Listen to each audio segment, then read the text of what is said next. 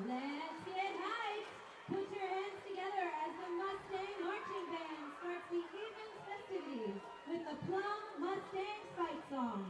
And cheer along with them as they cheer on the PLUM Mustangs.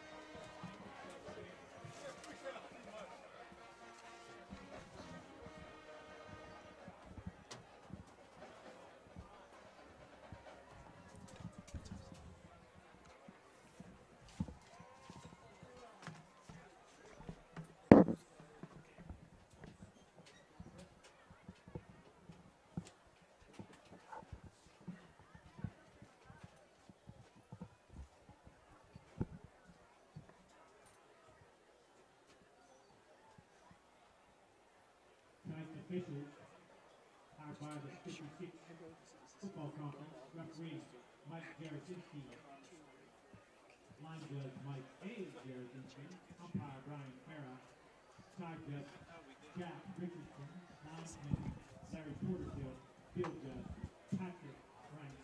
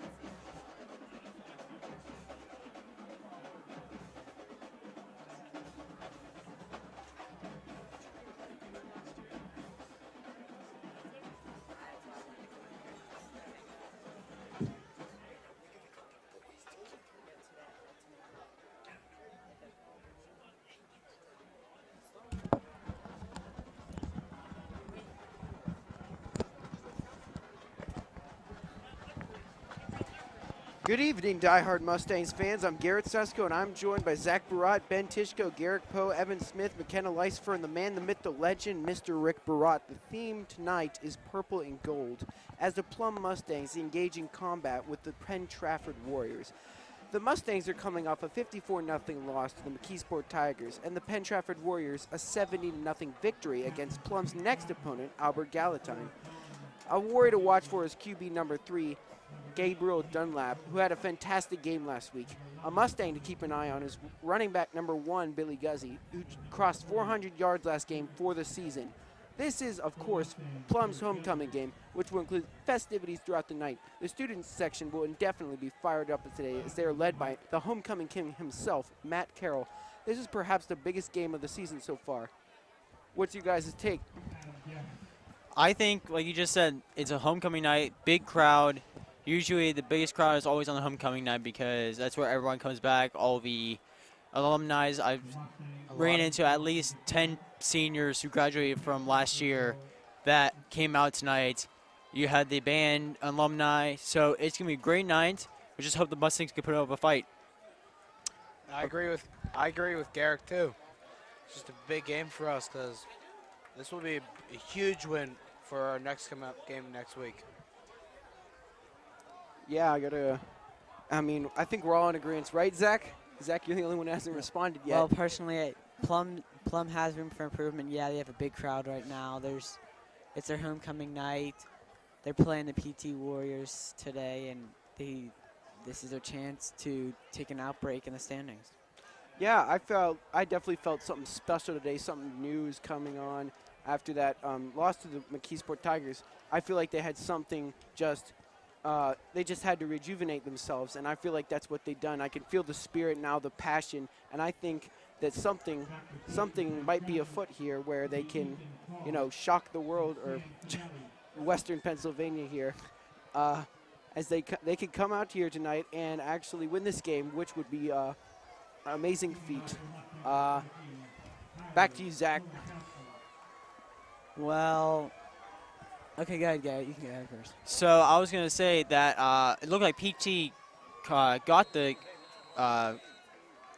charge, deferred. They decided to receive the ball for the first half. So as 21 takes it, cuts up the middle, gets tackled by number 7, and gets stuck around the 31-yard line. So the PT Warriors will be starting at the 31-yard line. That's Sam Finelli on the carry there, receiving the kick.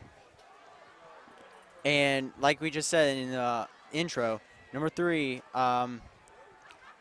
Gabe Dunlap. Gabe Dunlap, my mistake, is someone to watch for. So as he steps up with an empty backfield, trips right, and it looks like they're going to try to bust out the right side of the Mustang defense, and the Mustangs are getting ready for that.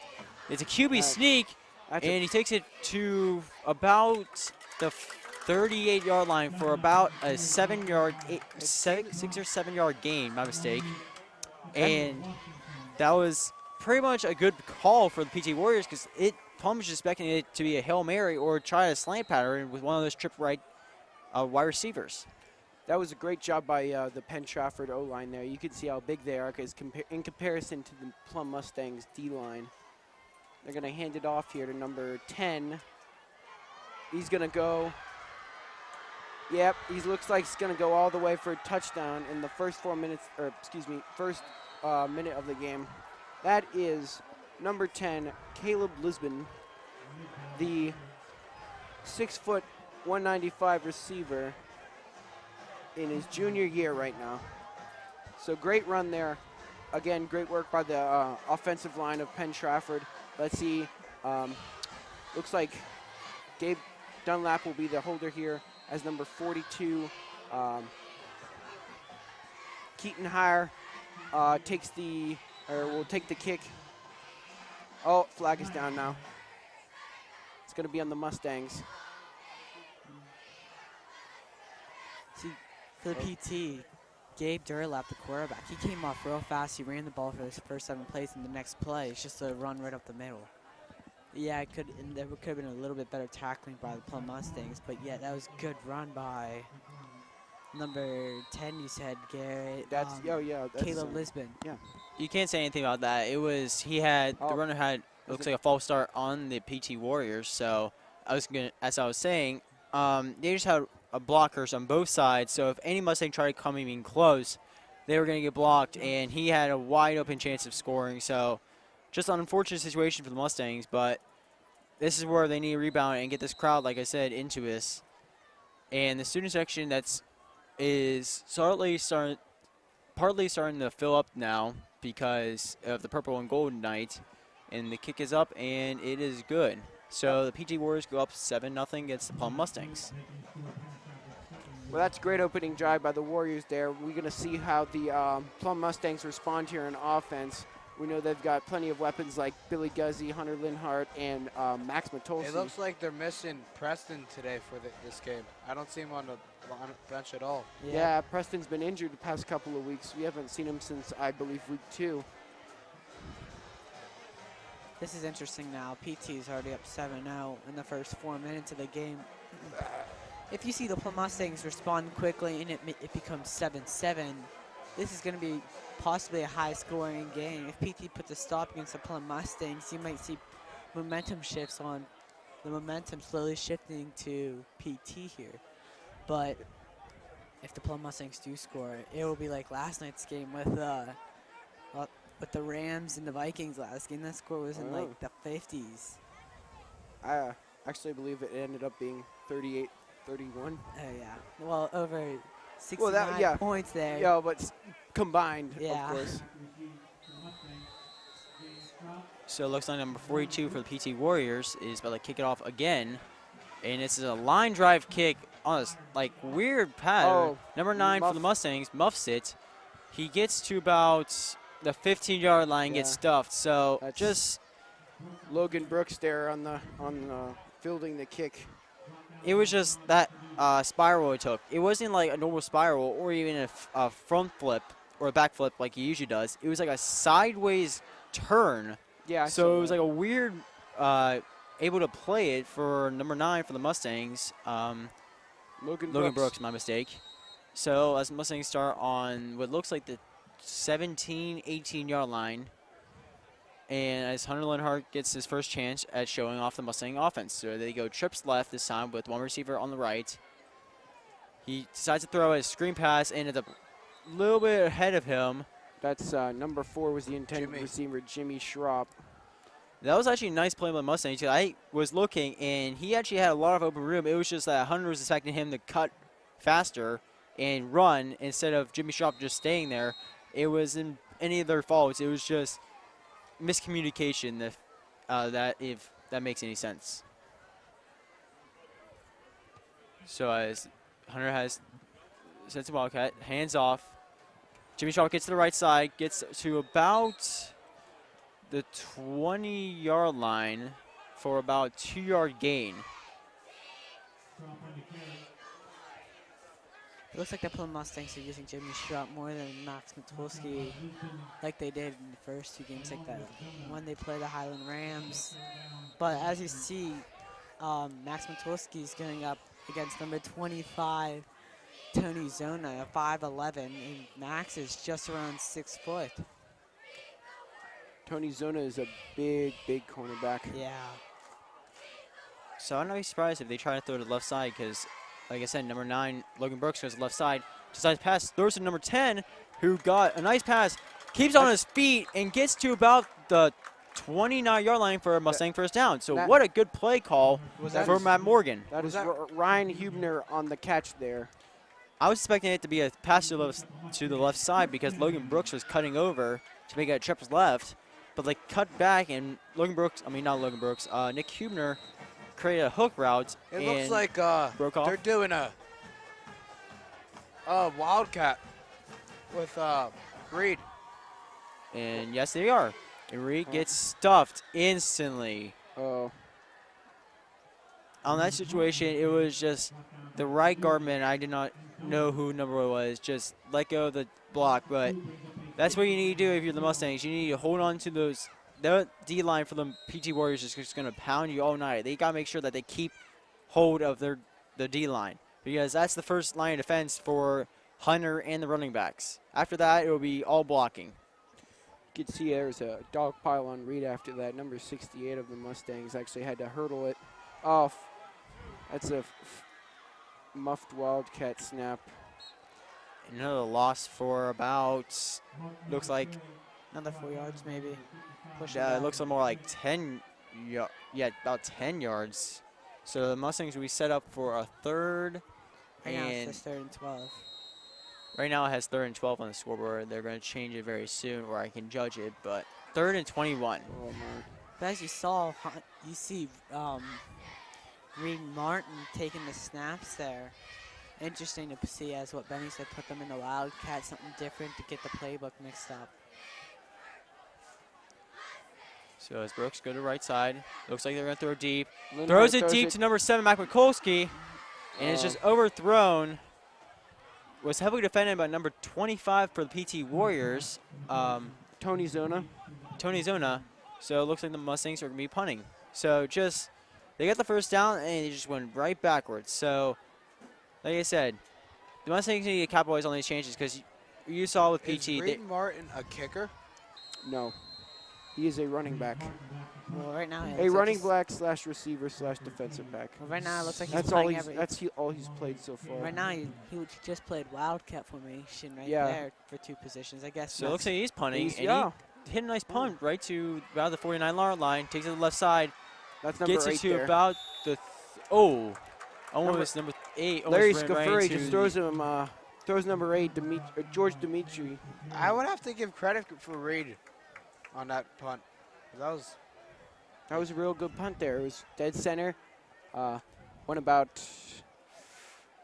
He's close around to 40 50 yards. Yeah. 40 yards of a Yeah. punt, which is not bad for A how non-kick- big Reed Martin is. A So non-kicker. You saw Tyler Kulinkowski and Josh Cummings that had that big leg on them. And you see Reed Martin. You see Reed Martin kicking that one kick right there. Yeah. it's Dunlap sets back, gets Bliss, gets almost nailed, and nearly it is a throw over the head of number 11 for the PT Warriors, nearly sacked by Rocco Dominic Noss. Russo, and was a nice play because the defense, the Bliss came and knocked the heck out of Dunlap, and that's going to put a burning on him as well. If they keep doing that, it's going to tire him out. It looks like they're actually bringing in someone else, Yeah. I think. John Peduzzi comes in here, placing number 10, Caleb Lisbon, who had the Yeah, so number touchdown 8 now earlier. for the PT Warriors, Dimitri George is now in quarterback for the PT Warriors because Dunlap got absolutely clobbered. Takes it to Wildcat, gets right, Oh, man. gets some running room, and gets to about the 30-yard line for about a 12-yard game. So that's going to be a first down there. Move the sticks up. Penn Trafford's really good at running the ball. Oh, yeah. No doubt about it.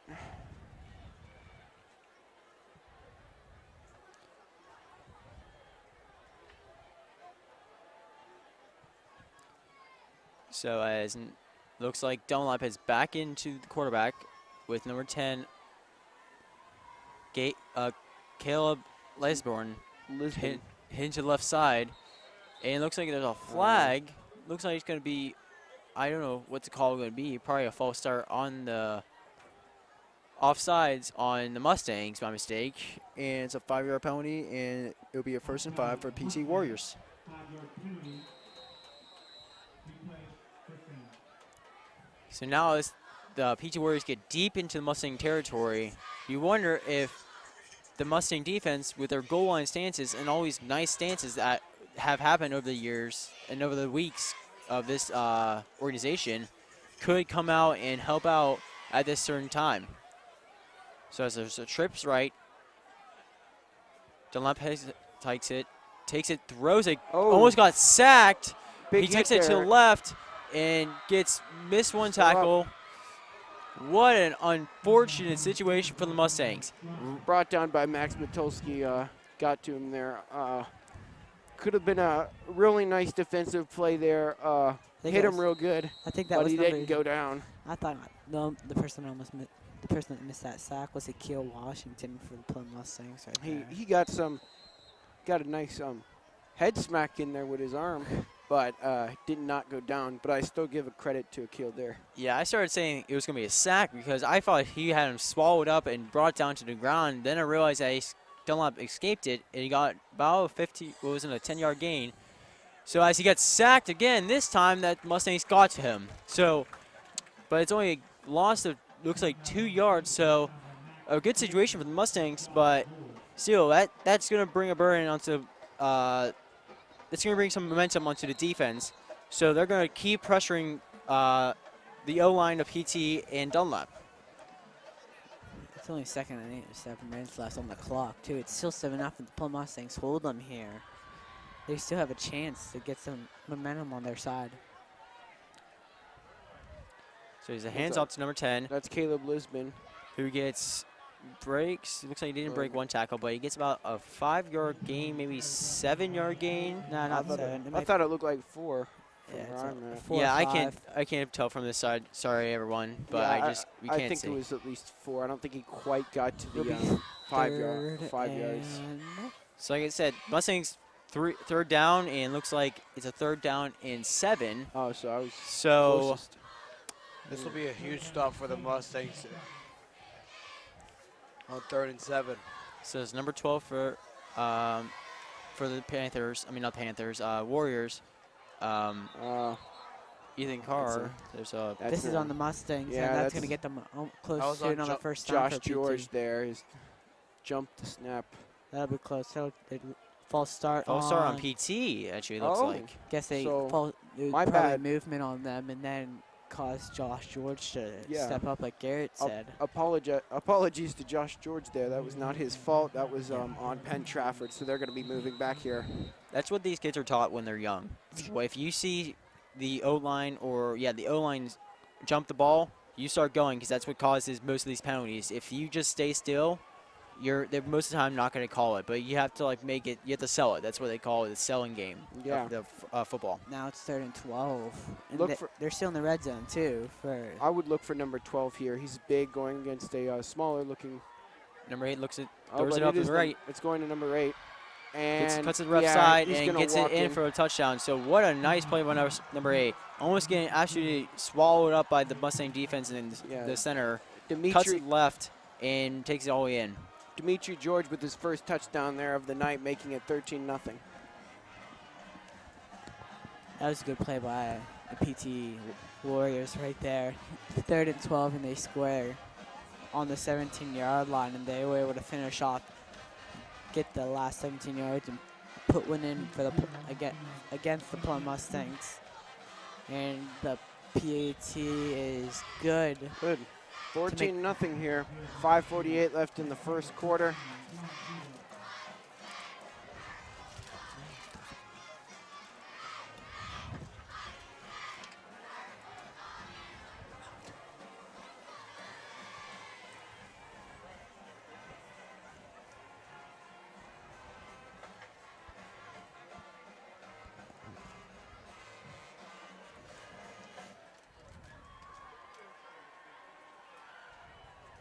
I think the Mustangs need a score in this drive right now. Do you think, Zach? Yeah, if the Plum Mustangs score here, this makes the game 14-7, and by the time the drive's over, it could be the end of the first quarter. Wait, there's 5:48 left of the first quarter. If they score before the first quarter and put some pressure on the PT Warriors, and see if the PT offense can score again. But if not, Plum Mustangs get the ball back, and then they have the momentum. But this will be an interesting drive for the Plum Mustangs. If they score, they split the lead in half at the PT. But if they don't score, the momentum shift for the PT Warriors slowly go towards their way. After halftime, the Mustangs get the ball. It's an onside kick. It's muffed by number 8, but he actually takes it. Looked like he muffed it for a second, but he took it with one hand on the left side. So that's a great field position for the Mustangs. They try to get the Mustangs sleeping for a second. The Mustangs start on their 48-yard line. So great field position for the Mustangs to start off their drive. And like you guys were talking about, them scoring would make it 14-7 back to a 7-point game and getting some momentum into this crowd. Scooped up by Nicholas Sluka there on the onside kick recovery. Even though Nick has one arm, he can do a lot of stuff with it. Yeah. He's coming off an injury, too. So that's a good play by him. A lot of Mustangs are injured or sick this season. So as number 4 for the Mustangs, number 7 and number 3 do trips right. He hands up to Billy Guzzi, takes it up the middle, gets to about the first down, and what a great run. And actually number 15 takes out what looks like number 68 for the Mustangs, Adam Garvin. I thought they might call that there because he brought him straight down to the ground. Yeah, looked a little late by Jake Cardiff for the Warriors. But still, Mustang first down. Yep. The Mustangs need to get their offense going more than anything else right now. They've only had so he's 6 points to Jake Schropp, who in their past catches 3 games. it and falls over to make sure that he catches it. I would in that situation just let it drop because now it's a second 13 they're giving to him. He lost 2 or 3 yards there. If you just let that ball go, it's 2nd and 10 or like 2nd and 13 now. You gotta make up 13 yards now. In those situations, the only person that benefits is Hunter because it technically counts as a complete pass. Yeah.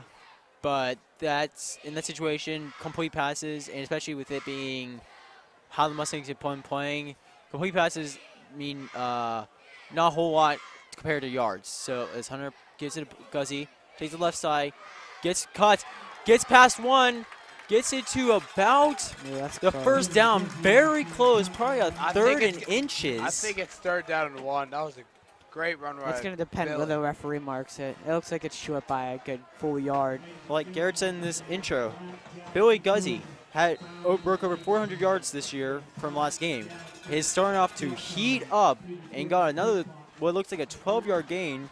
So you just see what the Mustangs are going to try to do because they're probably going to integrate using Guzzi a lot. There's a flag going on.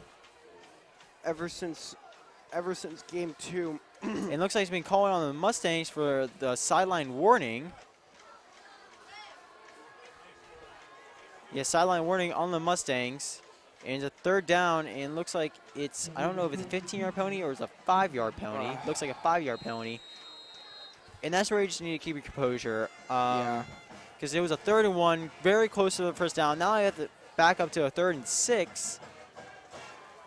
Yeah, that's just a dumb penalty there. And Strupp gets it and takes it to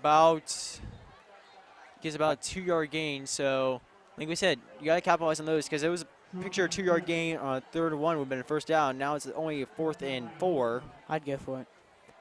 I would say so too because looking at what was the number 23 today, Tyler Kolonkowski kick, he was making hits from the 35-yard line, but he really wasn't making them a good amount. So this would be close to a 40-yard kick for him, and they look like they are going for it. It's interesting. You need some points on the board too. Back to that penalty. I talked about the Mustangs needing to play smarter and get less penalties this season, but what about the coaching staff? As you see there, out of the hands of number 7, Max McTulsey. Ball a little high there. That was a perfect throw, even though Max is 6 foot tall. I don't know about perfect. That was it was a pretty good throw, but it was a little high. It was overthrown just a little bit, but now you have That was the Plum Mustangs' chance to capitalize. Yeah. 3rd and 1, then you lose 5 yards because of a dumb penalty. Ever since And then you go for it on 4th and 4, and you just miss it because it was overthrown by like a couple, maybe less than a yard. I don't know why they didn't run it with Billy Guzzi. There's a good chance of getting the first down if you run it with Billy, because ever since Franklin Regional, their offense has been based around Billy Guzzi. And as you just saw, number 3, Gabe Durlap threw a completed pass for Gabe like 15. Dunlap. Dunlap, my bad. 15 yards up to the 49-yard line.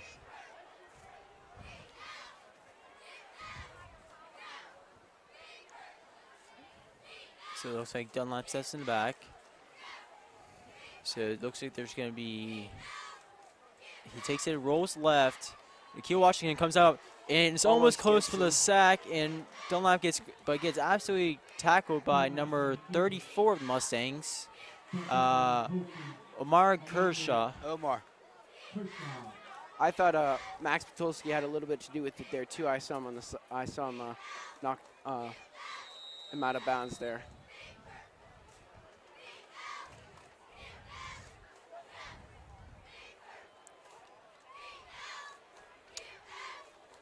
This is a big stop.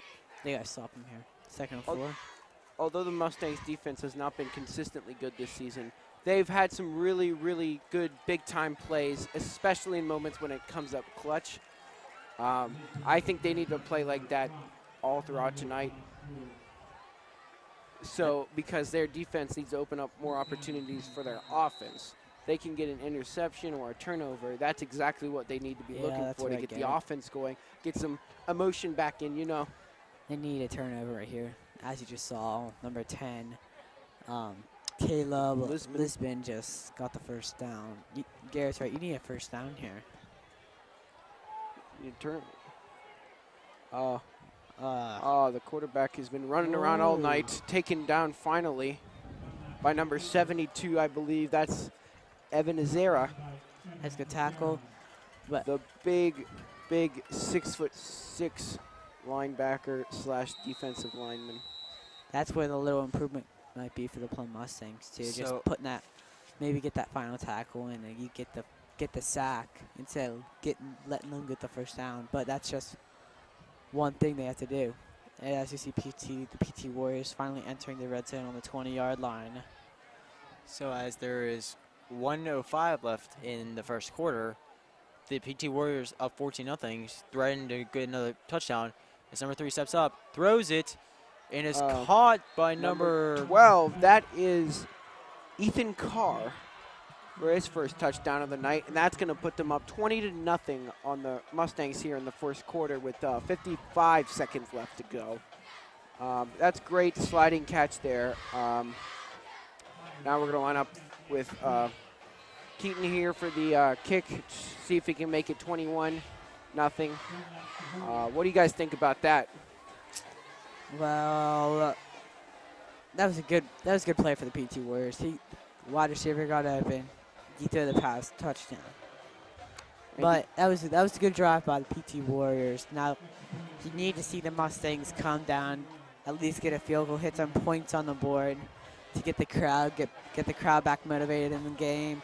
Maybe the next drive the PT Warriors get a turnover, more momentum shifts that way, and now instead of it being 21-0, you could see 14-0 if they score on their 2 drives. Or you see it's 21-10 going into half half, I can say. But with 55 seconds left on the clock right now you might get maybe 1 to 2 plays in. Maybe you take a shot in the end zone or throw a deep bomb, get some points on the board. What do you think, Benny? I think on this drive we have to score, like no doubt. I agree. Yeah, this is. You also see Matt Morgan putting some new players in. Yeah, there's some seniors, but you see Ryan Humer getting in there. You see Evan Azera getting in there. You might see Zach Hartley coming in. Just to let you know, we don't have that many seniors this year, like, as we had last year. Not Last at year all. we had like 11. This year we have 5, 7. Yeah, but you They're see, like- but there's a bunch of like freshmen, sophomores, juniors. That's what Plum is this year. A lot of younger classmates. So as Training Logan for Bro- the future. So as Logan Brooks takes it, it's about the 20-ish. 21-yard line. It is what looks like they're just marked by for progress. So the Mustangs offense would start at the 21-yard line and down 21-0 with 48.2 seconds left in the first quarter. I just did an official count, and there are only 6 seniors on the Mustangs squad this year. But that could be a blessing in disguise to get more reps in for Ryan the Huebner, non-seniors. Yeah, like Zach Ryan Huebner, Hartley, yeah. Evan Azera, all the Max, future Billy. Mustang stars that we'll see someday. Oh, Over the head of number 9 there, Logan Brooks. So like you guys were talking about, once these boys hit senior year, they grow from what they were freshman year to where they are in senior year. They grow exponentially. Oh, So yeah. like these players are going to get bigger, going to get stronger. So like these sophomores like Max Mikatowski are going to get bigger and stronger and make it that they could in the next few years make it tough for teams and possibly make it back to the playoffs soon. next play, Uh, small run, and they get stopped. You just have to trust the process in these years. How you can say the closest. Well, this is the closest thing to rebuilding as a high school football team can get, but I don't know. It's not too late for the Mustangs to turn the tide of the season and win all the rest of their games. But I mean, the way they've been playing recently would us predict otherwise. But you know, we gotta just keep hope. 5 seconds left. Looks like Hunter's gonna try to get another play in right here. 3-1. And it looks like he's gonna let that out. Yep. He lets it. It's 3rd and 10. End of the first quarter. 21-0. PT Warriors. But I want to go back to what Garrett said. Garrett Poe. You have these younger guys: Max Rutolsky, Billy Guzzi, Zach Hartley, Ryan Huebner, Evan Azera. You have these players that could be lethal in the next 1 to 2 years. It'd be deadly to different teams that come up to him. You see Max Rutolsky, he still has room to grow, get bigger and stronger. Zach Hartley, his agility is very well done. You might see him when he grows. Billy Guzzi, you already saw him last week. Like Larry, he still has time to grow. Yeah, Larry Scafari, he still has another 1 to 2 years. Billy Guzzi, how many yards did he have last week, Garrett? Like 400 yards? Yeah, he crossed 400. He didn't have 400 in that game, but he crossed 400 for the season. And what is this their 5th game in the season? I believe this is their 5th game so far. See, that's almost 100 yards per game, which is not bad.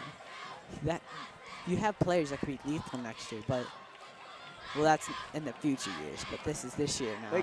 They got Billy for another good 2 years. They got to use the most out of him. He's definitely going to be a star for the foreseeable future. Yeah. Hunter Linhart, the throw. Oh, Max Mitulski just can't bring it down. Covered by number 25 there. That's Tony Zona.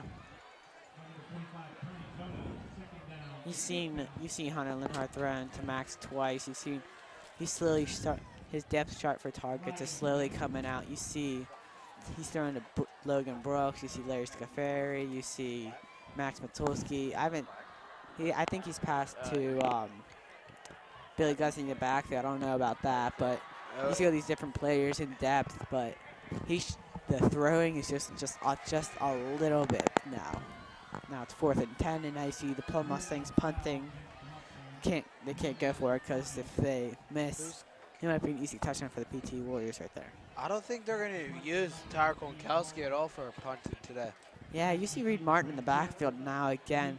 I see Tyler on the bench. He doesn't have his helmet on, but you see Reed Martin in the back punting.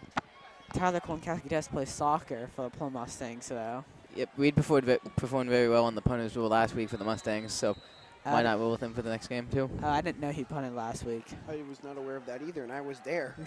He punted a couple times towards the end of the game. Wow. 15. Now that Punted. I think about it, I think I do remember.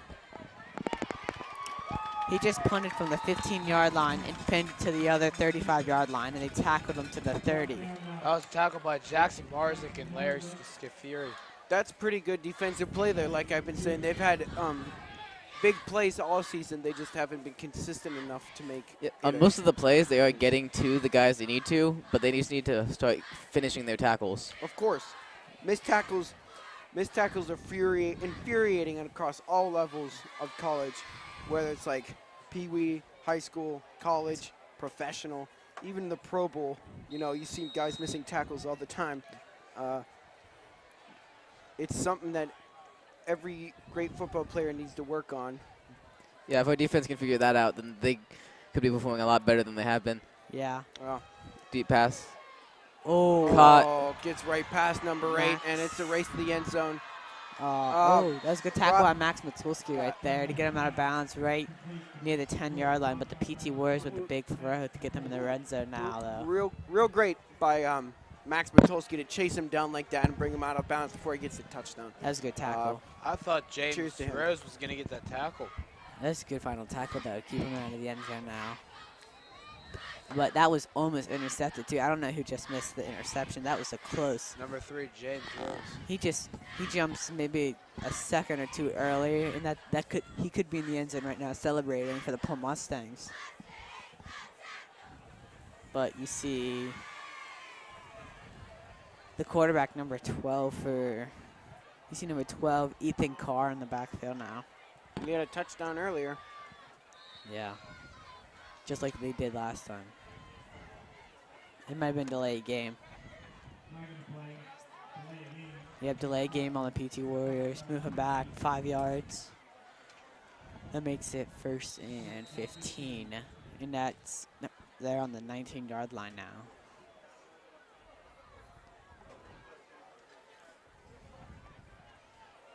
Interesting to see let's see what the Warriors have to do. They can score another one to make this 28-0. Or if the Mustangs can hold them.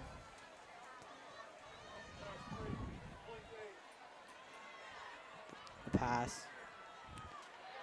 Oh, right. Oh, number 8 walks in for his second touchdown of the night. That's Dimitri George, and that's, I believe, 2 in a row for him. Yeah, like right there. That shouldn't have happened. I'm not gonna lie. They had him down before the first down marker, but they just couldn't finish it. Yeah, like right there, that should have been maybe a tackle. 2 missed tackles, but you can't do anything about it. The play's over now. There's no flags I don't see. Because I see number 42, the kicker, coming in for the PT Mustangs.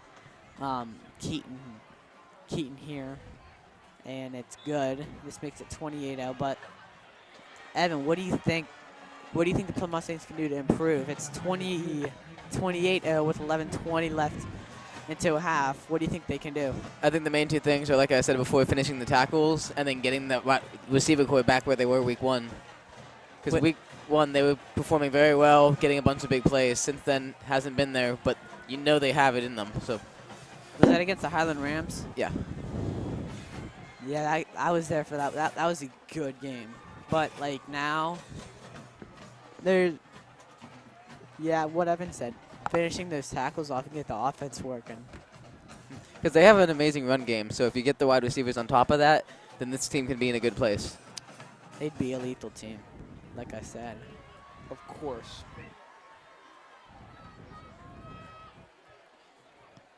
Kicking off here is the Keaton Hire. You need some points on the board for the Plum Mustangs here. The punt, the kick.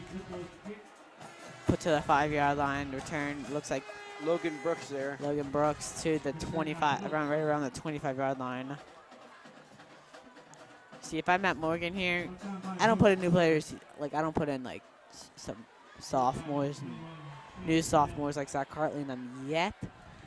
It's only 28-0, but you still have a chance to get some points on the board, make this game more interesting. As you see, the student section has been a little bit quieter than usual. And if you put some points on the board, you get this crowd motivated and moving. I think putting the crowd into this game is going to be would be a major benefactor for the Mustangs. They just got to get something going. Yep, That they're makes all the crowd still standing up. This is probably homecoming game is usually the best crowd that we get all year. Always a single score can get them right back in this. Yeah. Plum Mustangs do have a decent crowd. And I that think was, with go ahead, Garrett. every game, every homecoming game usually draws the biggest high school crowds, especially in the student section. But here in Plum, it's always packed to the brim in the student section on homecoming night. You see, that first play was a loss of 2 by the run by Billy Guzzi, if I was correct. Oh, Jimmy Shaw brought down there by number 45. That's going to be on the tackle, Jake Cardiff. This makes it 3rd and 14 or right around. See, if they miss on this sound, you can't go for it. They'd be right back in the red zone. And they could finish it. You have to put a throw in here. The opportunities will come when PT's on offense and your defense is on. The opportunities will come for the interception, the fumble, the sack. It's what the offense can do to finish the play now. 10 minutes left, 28-0, PT Warriors. The pass to number 10, Ryan Hubner. Gets tackled right at about the line of scrimmage. Yeah, that makes it fourth and 10 now. You should see the punt team coming on. Do you see? Hold on.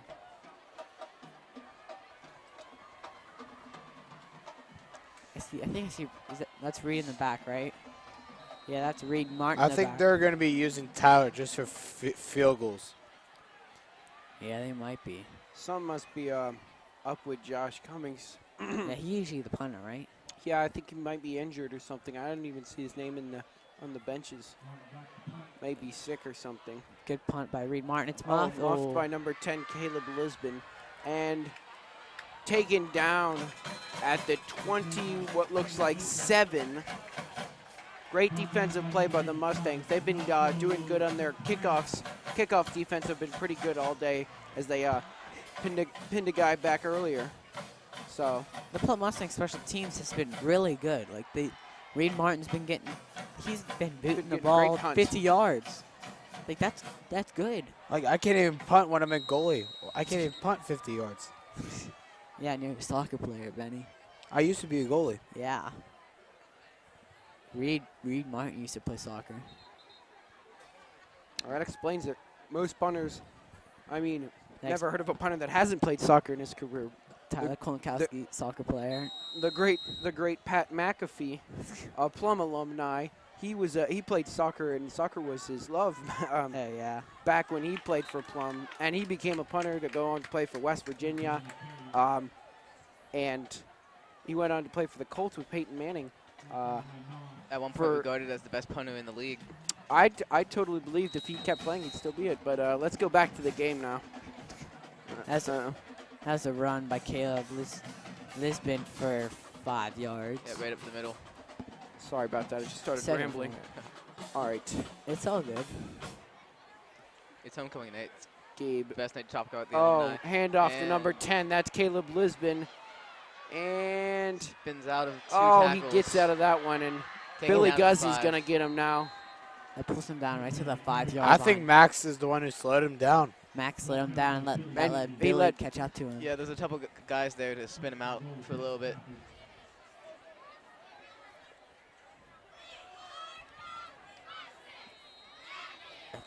If PT scores here, this might make it 35-0. That would be the earliest set. That would be the highest score in the earliest time all season for Plum, I believe. Really? Yeah. And that would also put the most you will into effect, making it harder for them to come back. Yeah. You never know. This could be a fumble. Anything can happen. A fumble return. It could be a pick 6. So football is unpredictable, really. Later on. And right there, stuffed at the line. No yard gain.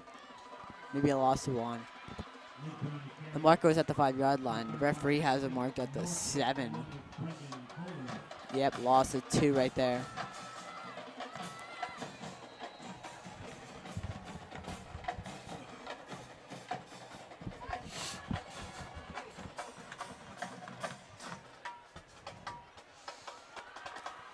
Dunlap here in the shotgun. You might see a run here. Handoff to the Handoff to number 21. good He's going to tackling. get brought down near the 2 or 3. They have Is this third down? 3rd and 3, Oh, yes. it looks like. You have number 35 for the Plum Mustangs coming on right now. Larry Larry Scafari Scafari. for number 42. Rocco. Rocco Canas. Interesting to see what Larry can do. Larry always puts his final effort into everything here. Let's see what the Plum Mustangs can do with 6:50 left to the half. 28-0 PT Warriors.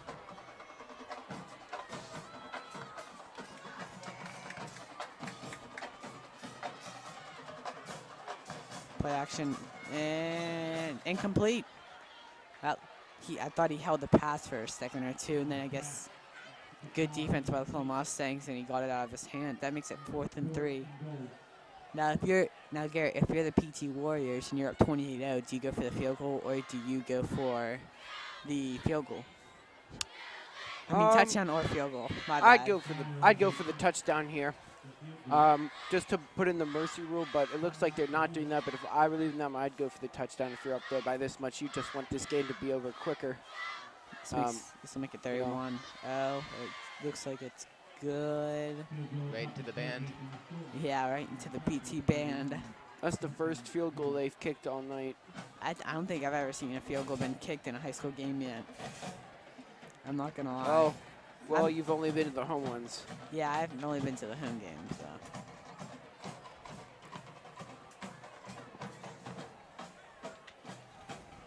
I believe Connellsville kicked 3 of them against us, right? Really? I believe so. Okay, Evan, if you're Matt Morgan right now and you're in charge of the Plum Mustangs, what's your goal? There's enough time here where he can keep going on the run game, but if I was him, I would air it out and just try to get the points on the board before the end of the half. See, that's interesting. I'd consider more of a passing game. I'm going to have to agree with that. Yeah, Hunter has an arm, so as long as our receivers can get by the cornerbacks, we can easily get some big plays But going. their cornerback's number 25. What was his name, Garrett? Number 25? Oh, that's number 25. That's Tony Zona. He's what, 6? He's like, what is he, 5'12", Yeah, 5'11"? 5'11". He's just as tall as Max. Well, Zach 5'12" is 6 foot. Yeah, I know. But he's not quite that. So, but he's still My bad. pretty big for a cornerback. Honestly, I saw him out there. He's pretty large. So, I feel like you're right to assume that he's 6 foot. That was probably Sorry. that was go. probably the biggest run I've seen Mustangs do today. No, well, Billy Gussie's been running the ball. He hasn't ran the ball as much, but They just gotta. If he's gonna be their workhorse back, then that's what he need. They need to have him own it right now. That's what they just need to do is Billy, on every play. Honestly, that's what I think.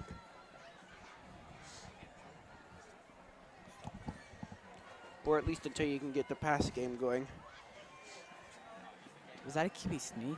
Where Yeah, it was looks that? like they had in the Wildcat formation there. Was that Reed Martin or Hunter? Number 4. Who's number 4 again? Number 4 That's is Jimmy Jamie Schropp. Schropp. That's interesting. I've seen. It looks like they have 3 different players using in the quarterback and Wildcat. I've seen Reed play a couple snaps. I've seen James Schroop. I've seen Hunter. It's the same strategy that McKeesport used last week, so Plum's taking notes on it, trying to see if it works for them. James Schroop. Oh, that's Wildcat. Jimmy Schropp there with about 5 yards, making it 3rd and. Yeah, that's gonna be tough. 3rd and 5 maybe. 3rd and. Looks like 4-yard gain, so I think it's 3rd and 6. Hopefully, if they don't change the board. I think.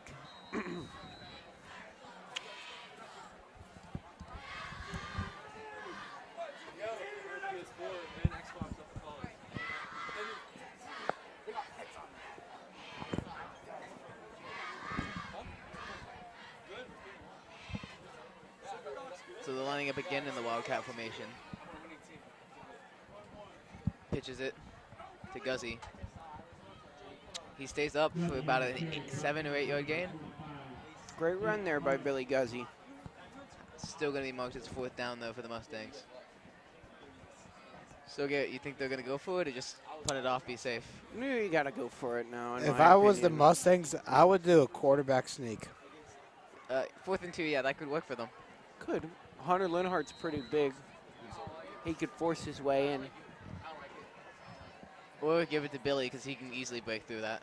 I would give it to Billy. He's looking near unstoppable right now. I believe that's Guzzi in the backfield right now. Yeah, they sneak it. Oh, they did. It doesn't, but they didn't make it. So Penn Trafford's going to take over around. Oh, I think they got it. Wait. They got it. They got it. Wow. I did not.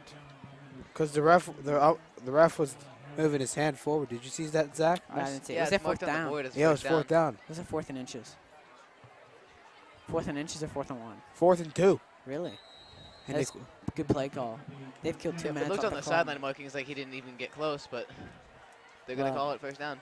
Like Garrett said, football is unpredictable. Anything can happen to anyone. No one is really safe when it comes to football. The Who's Ryan Fitzpatrick effect. Oh, yeah. Patrick Mahomes, the kid. The Browns actually winning a game is an example. Billy Guzzi Guzzi. with the run. Yeah, it's a great run by Billy. 8 yards, 7 yards right there.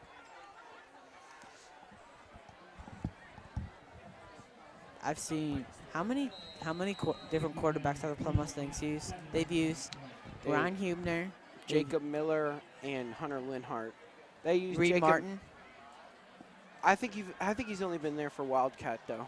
Yeah, Reed's not actually playing the quarterback. They do some direct snaps to him, though. Although he did play quarterback in middle school. Well, they I'll have say- not used him my to bad. play I'll- actual quarterback. Like Wildcat / quarterback. I mean, And they're using Jimmy Schropp. they've used a lot of players. Oh, Jake Oh. Miller. Jake Miller. That's oh no, Ryan that's Hubner. Ryan Hubner. He's taking it now. Good Gets the first down right and there. some. They'll give him the forward progress right there, past the 50-yard line now. Ryan Hubner so far this year has a notoriety, at least to us, as a running quarterback. As we saw him again in the Gateway game, he was running the ball and looking real fast. We believe he's the future quarterback. Yeah, Ryan Hubner plays quarterback. He could be the future quarter. He could be the second. He could be Hunter Linhart 2.0. Yeah, he's got the arm like him. Plus, he's got a slightly more running ability. So once he starts learning the playbook more, could He be good can things. cut very well too. His mobility of where he can play is so much more advantage to the Plum Mustangs, how they'll use them for the future years now. Yeah, he's basically a Swiss Army knife so far this season. I've seen him play defensive back, I think linebacker at least once, wide receiver, and quarterback. So he's a multi-purpose player right now. So the Seeing where he fits best, honestly. Mustangs have a little bit over 2 minutes now to try to score here. Well, They've broken into their own zones that was just a run for 2 yards right there to make it 2nd and 8 too. on the 46-yard line. Gonna run it again. He almost found the hole right there. Looks like he got through a bit, got stuff afterwards. There's no 2-minute No. warning like the NFL does, I made right? that mistake last week. Yeah, I just thought of that. I thought the Yeah. clocks kept on rolling. I'm like, I guess there isn't no 2-minute warning. Timeout. Probably called by the Plum Mustangs to stop Yes, the it is. clock. 1:45 left here. The score is 31 Penn nothing. Trafford timeout, actually. My bad.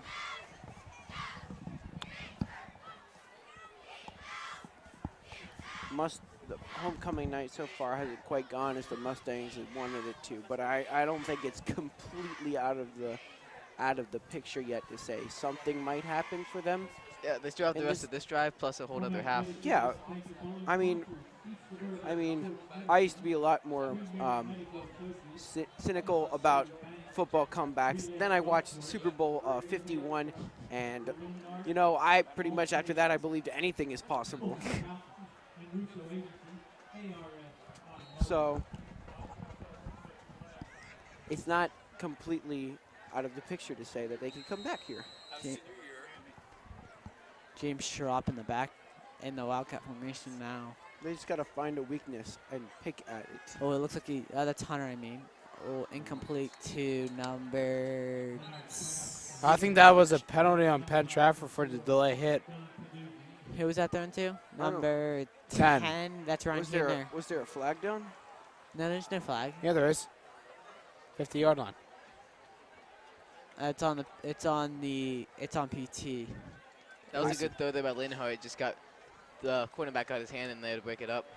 It was a late hit on the... Yeah, plus he hit him real hard there. That was John Paduzzi on coverage. That was a late hit by PT. That gave him the extra 15 yards. Was that Who was the late hit on? personal foul? I might. Who was the late hit on? I didn't know. I couldn't see. Well, Ryan Huebner missed the hit, so it must have been on Ryan Yeah, we've Huebner. seen a lot of those personal fouls in the first 5 games of the season. Oh, yeah. Especially on Gateway. That was Oh, the break. And Jimmy Schropp with the down first to the down 10-yard there. line. That's 1:34 left now. As much as Billy's been their workhorse back, they brought Jimmy Schropp in a few times to be their power running back, and he definitely has speed too. The transfer from Penn This will Hills. be a huge touchdown for the Mustangs. Almost called them the Steelers. Well, it's 31-0, Benny, and 1:33 left. No, they go into half with a score, and then they get ball at half. Yeah, I know. Well, wait, did PT start? Yeah, PT started. They came off the drive and scored to make it 7-9. Back onto the Guzzi and Schropp thing. I mentioned this last week, how with those two backs, they play completely different styles. How Billy always tries to spin out and break off a contact, while Jimmy just tries to run you over. So that is a tough thing for a defense to prepare for the two opposites coming at them. It reminds me a lot of the 2006 combo in the Steelers offense of Jerome Bettis and Willie Parker. Willie Parker being the speed guy, the cuts, jumps around.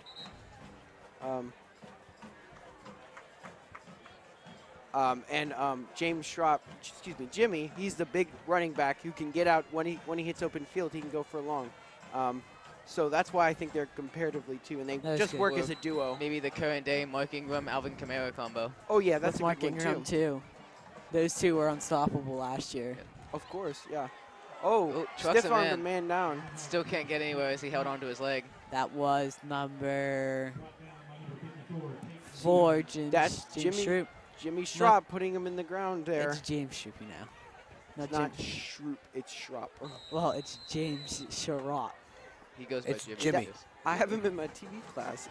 He prefers to go by Jimmy. I've talked to this guy, and that brings me into another subject. I talked to him early this week. He was talking to the whole class. He said, come out, support your Mustangs on homecoming night. He seems very enthusiastic, this being his first year. I feel like yeah. he's very passionate about this team, and there's a high Oh. snap. Mocked. Billy Guzzi falls on it. You gotta call Snapping once timeout. again coming back to haunt the Mustangs. Yeah. That has been an issue for them What the do past I- few weeks. You gotta call timeout here. 43 seconds left. Now it's what? Was What that do- third down or was that third down or is it third down now? So I guess That's it's that was third and that was 16? second down. Now it's third down. And what do I say? What do I Third say down, every 24 now for game? the Mustangs. The Mustangs need to play smarter. They can't make costly mistakes like that and opportunities for them to score. Yeah, like they made a bad penalty mistake that led them to 5 yards. Yeah, Was it snap. 4th and 1, and it was 4th and 6, and they had to punt. Yeah, the snapping is one of those issues where it can cost you a lot more than it's worth to make a mistake there. Yeah, they had a bad snap last week and a result in a touchdown from the Keysport defense. They cannot stress. It's one of the foundations of offense is the snap. Really, if you mess up the snap, there's at least a 90% chance the play's going to go awry. So they definitely need to work on that. This is third down now. Yep, third down and 24 now.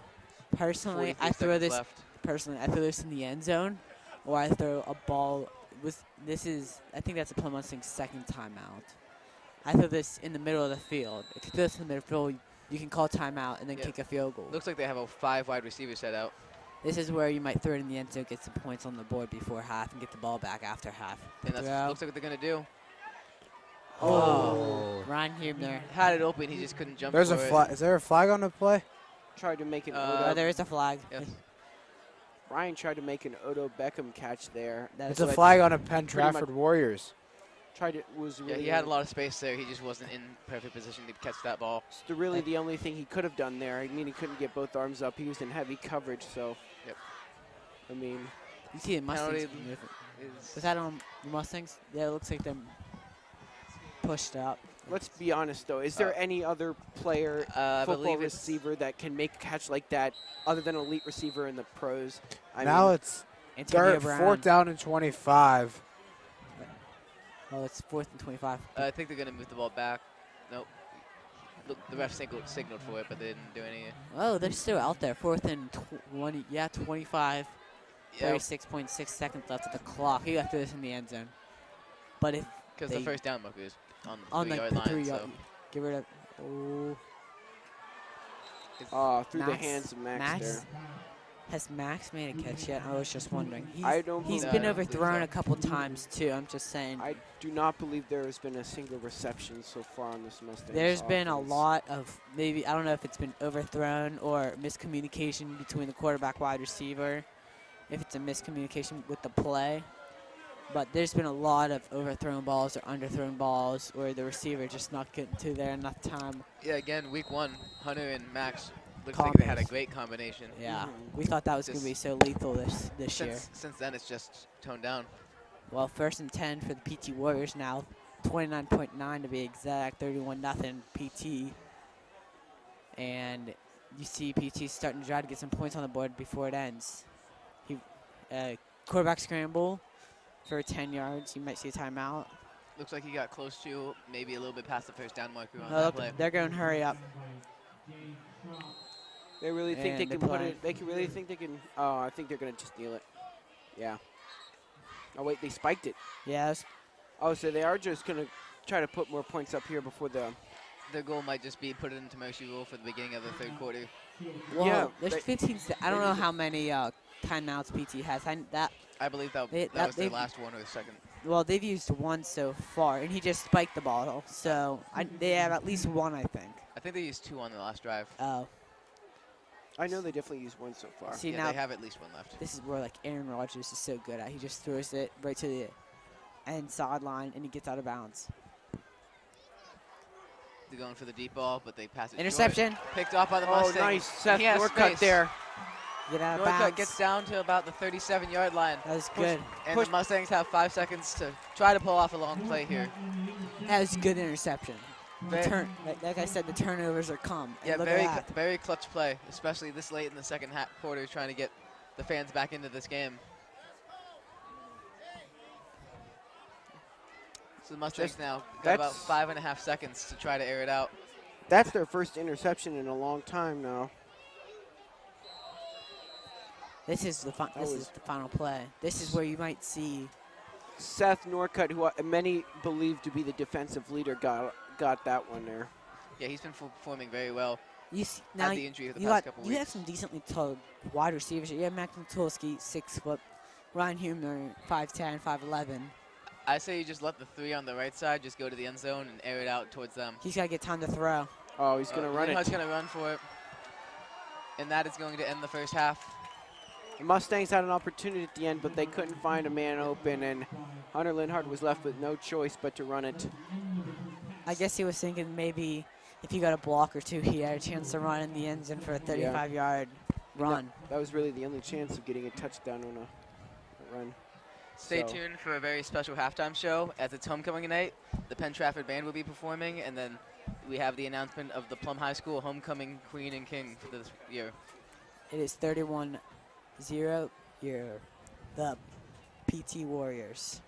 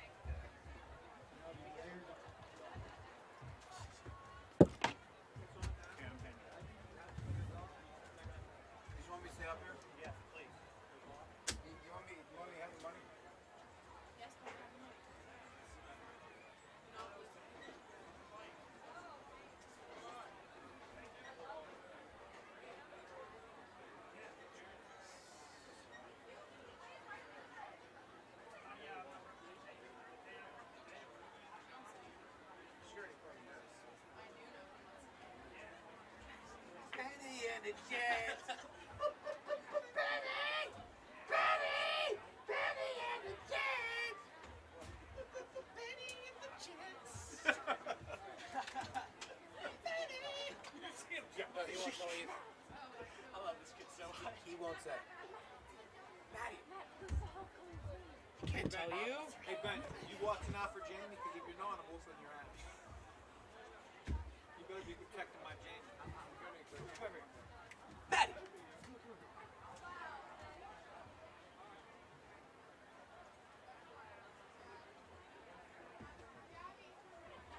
Good evening, ladies and gentlemen. Proudly presenting the 2018 Penn High School Marching Band under the leadership of Representatives Penn and Bolton. This year's show is a tribute to Mr. Warner's neighborhood's 50th anniversary. Today's show begins with Representative the second part of the show is ULA. How's college? That's all right. Yeah, that's fun. It's a lot easier than high school. What are you studying?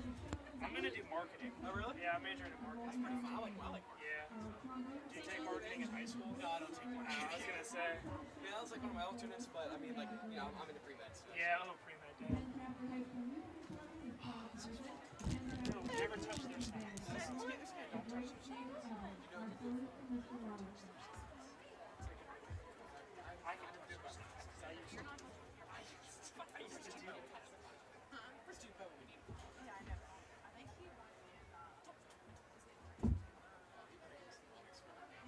When I speak, I get out here. Speak in front of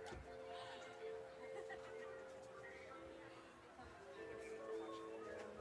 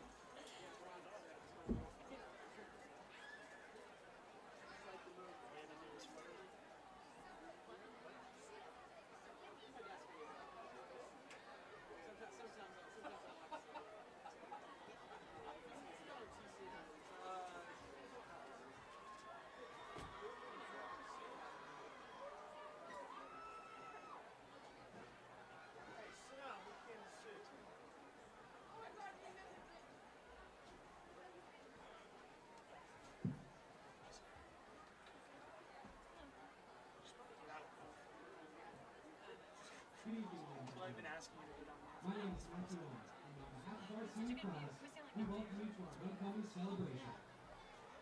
As we introduce the members of our 2018-2019 homecoming court, we would also like to acknowledge the members of our 2018 prom court, who will be presenting flowers today. Now it's time to meet our 2018-2019 homecoming court, beginning with Elena Banta, escorted by Lamar Whiting.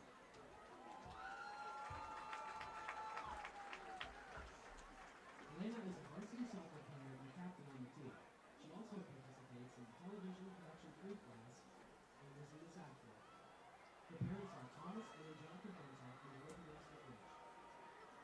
After high school, Elena plans on attending university and majoring in nursing. Presenting Elena with flowers are front court members Miranda Beckton and Ian Driver.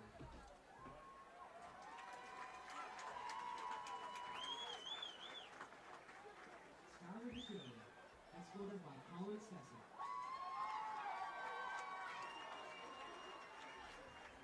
Skylar plays on the Plum High School slow pitch softball team and is also a member of the National Honor Society and SAC Club. She is also a part of the NMCA Indian Princesses. Her parents are Damien and Bonnie DeSulia and they live in Hollywood, Penn. Skylar's plans after high school are to attend Slippery Rock University and major in early childhood education and special education. Presenting Skylar with flowers are prom court members Jessica Frew and Derek Jenkins. Skylar Calhoun, escorted by Riley Bowman. Skylar is a varsity cheerleader. She also cheers at great athletics on the level 5 team Aqua. Her parents are Sherry and Gary Calhoun. Skylar's plans after high school are to attend Bella Capella for cosmetology. Presenting Skylar with flowers are front court members Elena Lewis and Justin Ray.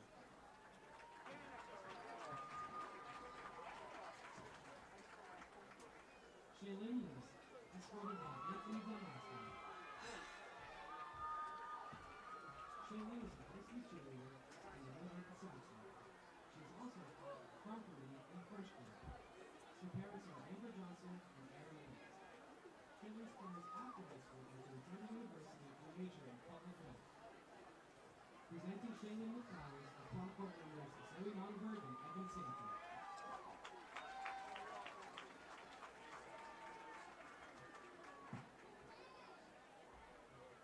Chloe Pilster, escorted by Aiden Golubiski.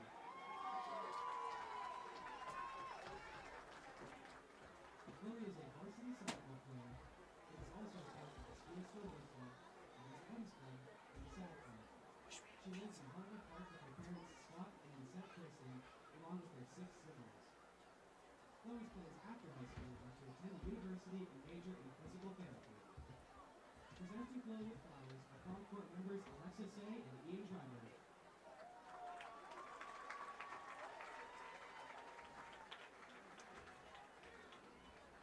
Melissa Reynolds, escorted by Chandler Yaga. Melissa plays on the girls' varsity volleyball team and is a member of the Westmoreland Elite Volleyball Club.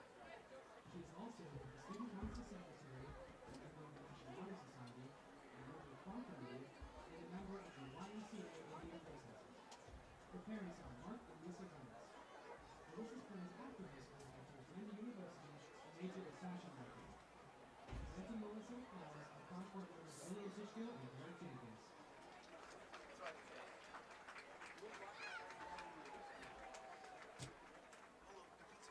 Our 2017-2018 homecoming queen, Ms. Bree Balamana, is unable to attend tonight, and she is currently attending Teal College, where she is playing volleyball and majoring in elementary education. Now, please give a warm welcome to our 2018 prom queen, Kate Sarasso, and prom king, Matthew Perry. They will be crowning this year's 2018 homecoming queen. And now, by proclamation of the class of 2018, our homecoming queen is Skylar Calhoun. Congratulations to all the members of this year's court.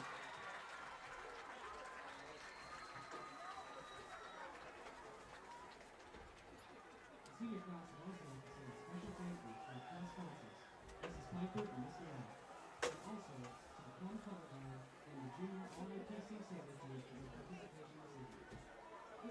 our ceremony. Thank you, and let's go Mustangs!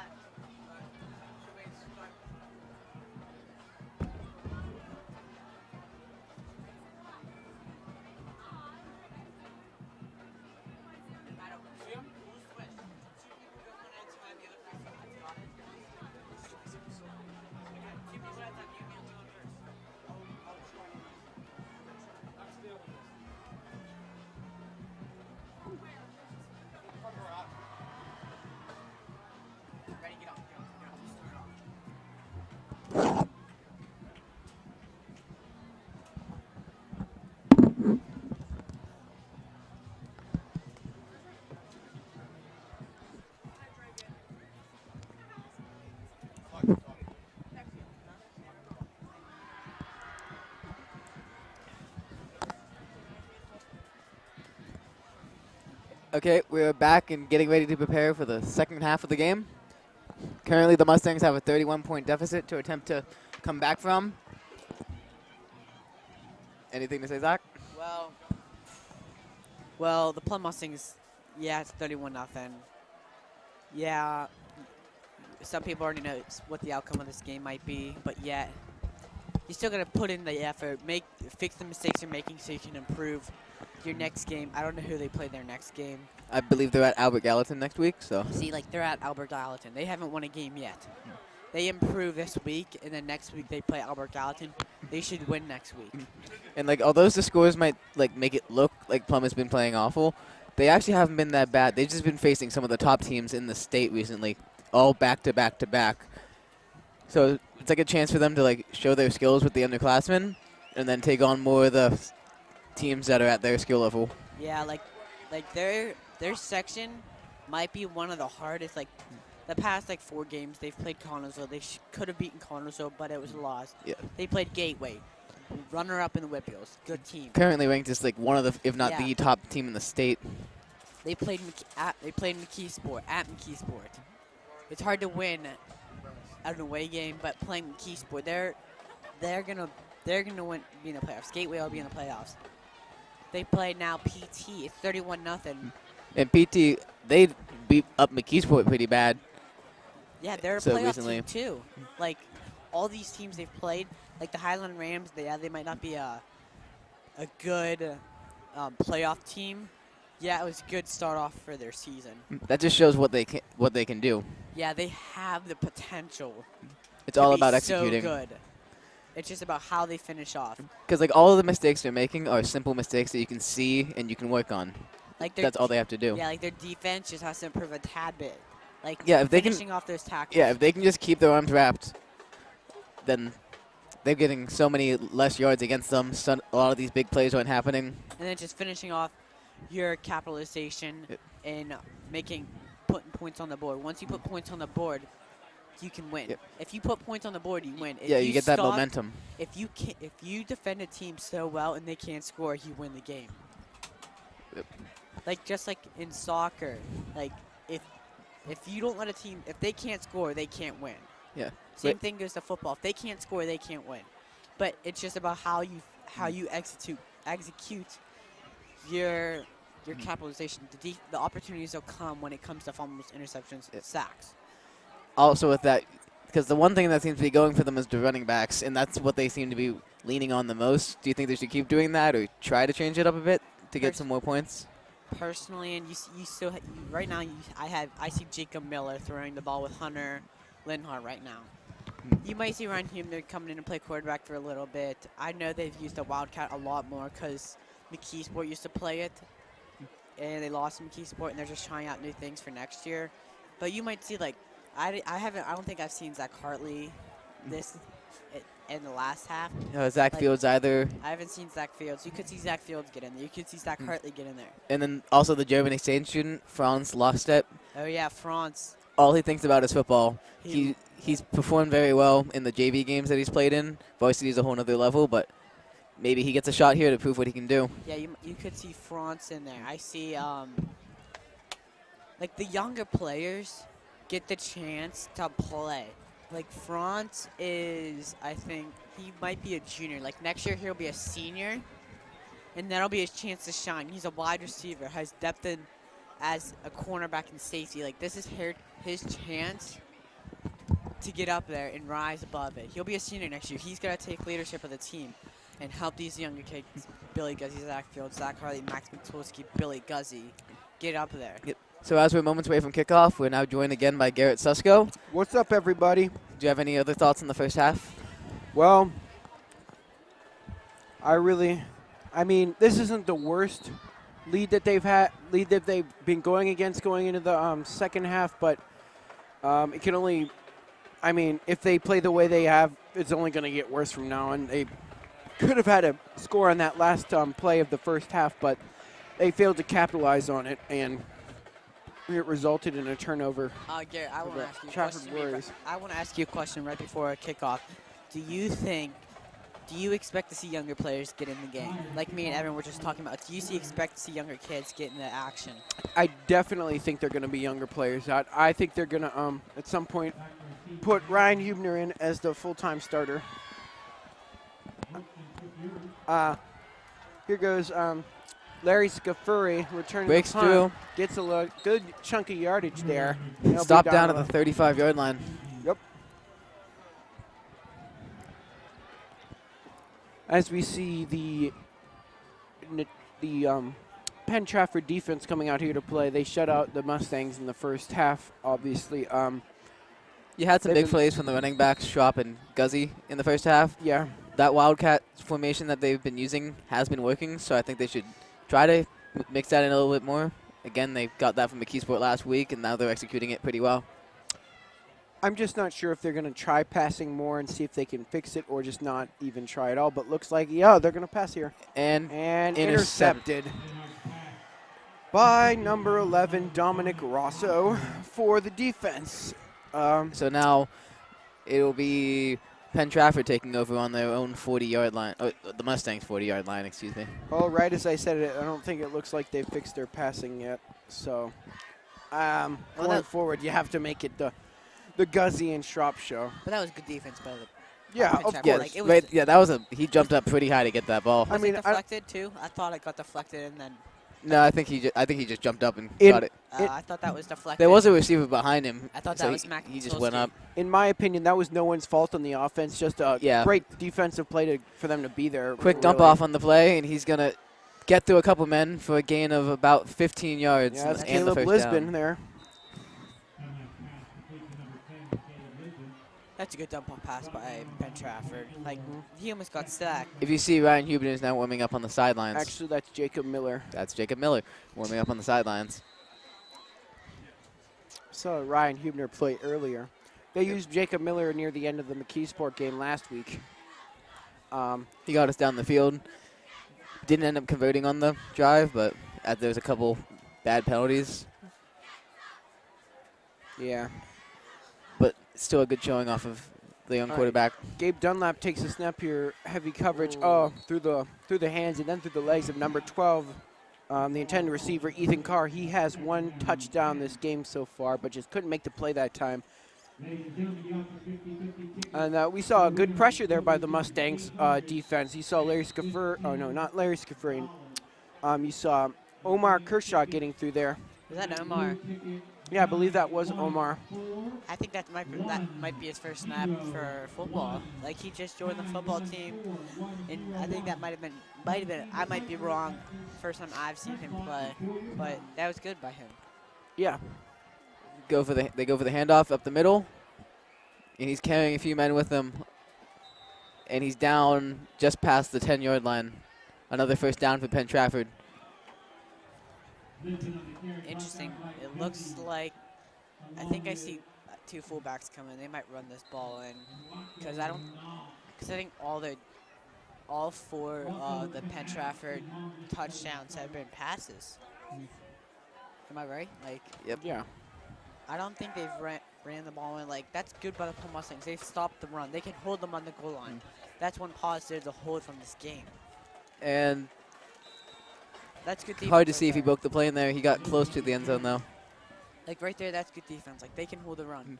It's just about finishing off those opportunities that the Plum Mustangs get, like. It's a second and goal now for Penn Trafford. You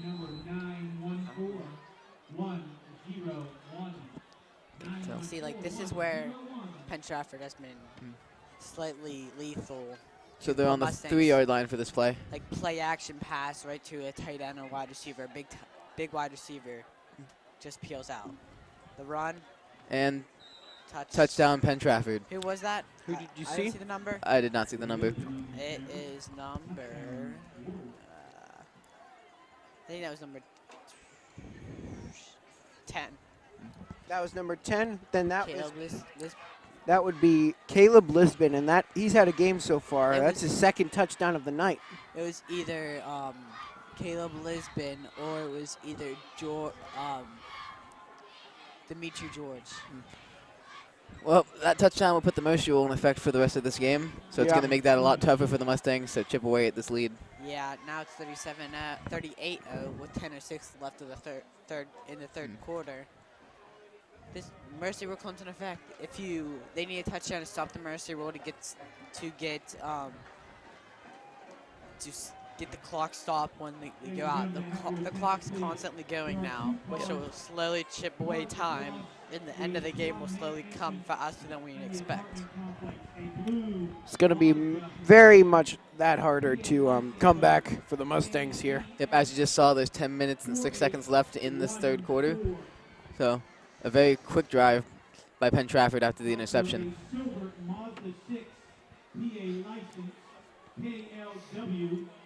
That is a total of 5 receiving touchdowns for the night. Oh, excuse me. Not, I believe the one earlier was a running touchdown. So that 4 and 1.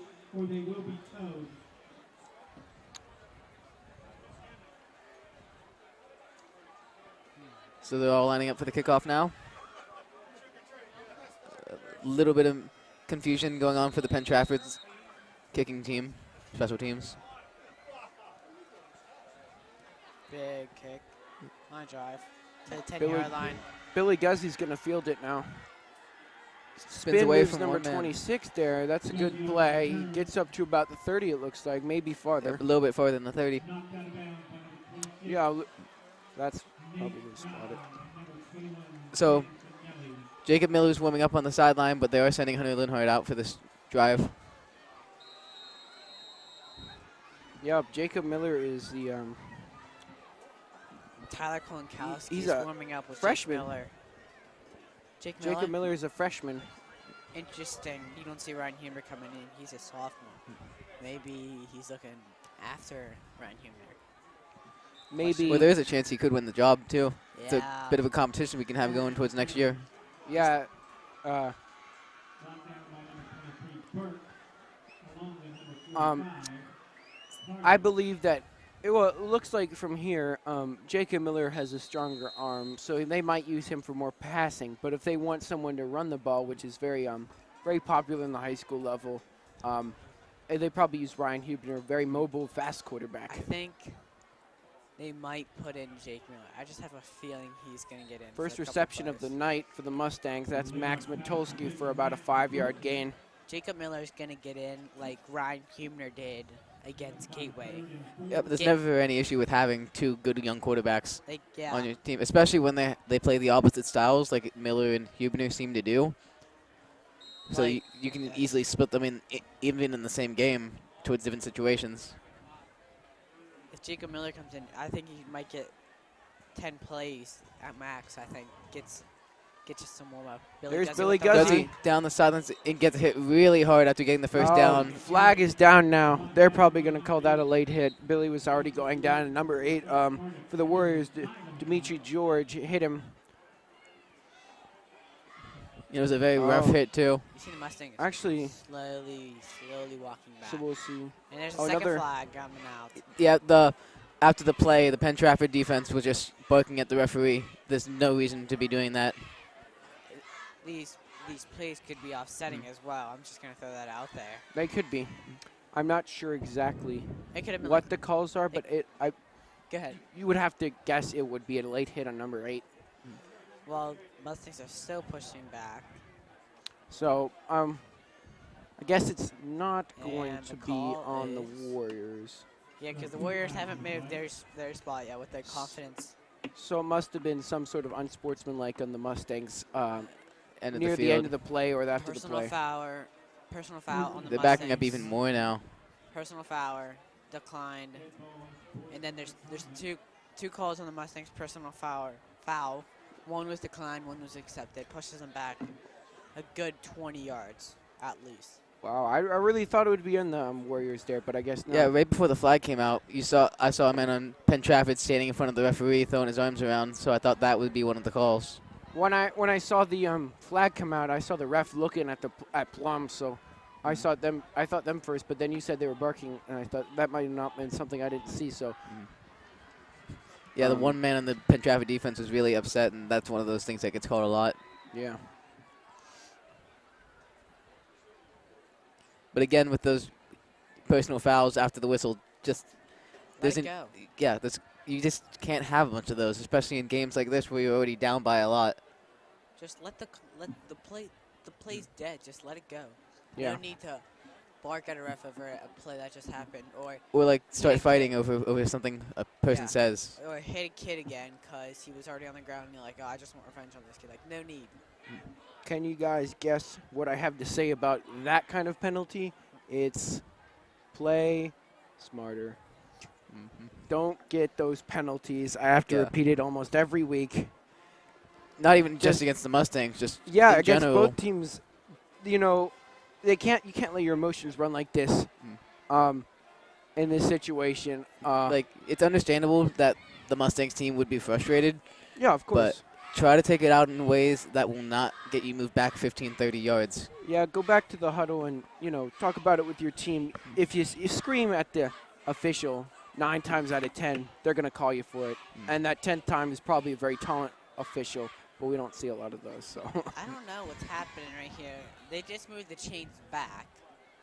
Um, I see Billy still out there. I see lineman out there. I see Hunter out there, slowly coming out now. And I see the down says 3rd and 4. they still haven't reset that though. Yeah, That was on the last play. It's at least 3rd and 10. And they have the marker at they say they have to use the 43. But they're down 20. 20 yards at least. At least 20 yards. Yeah, they're at the 20-yard line right now.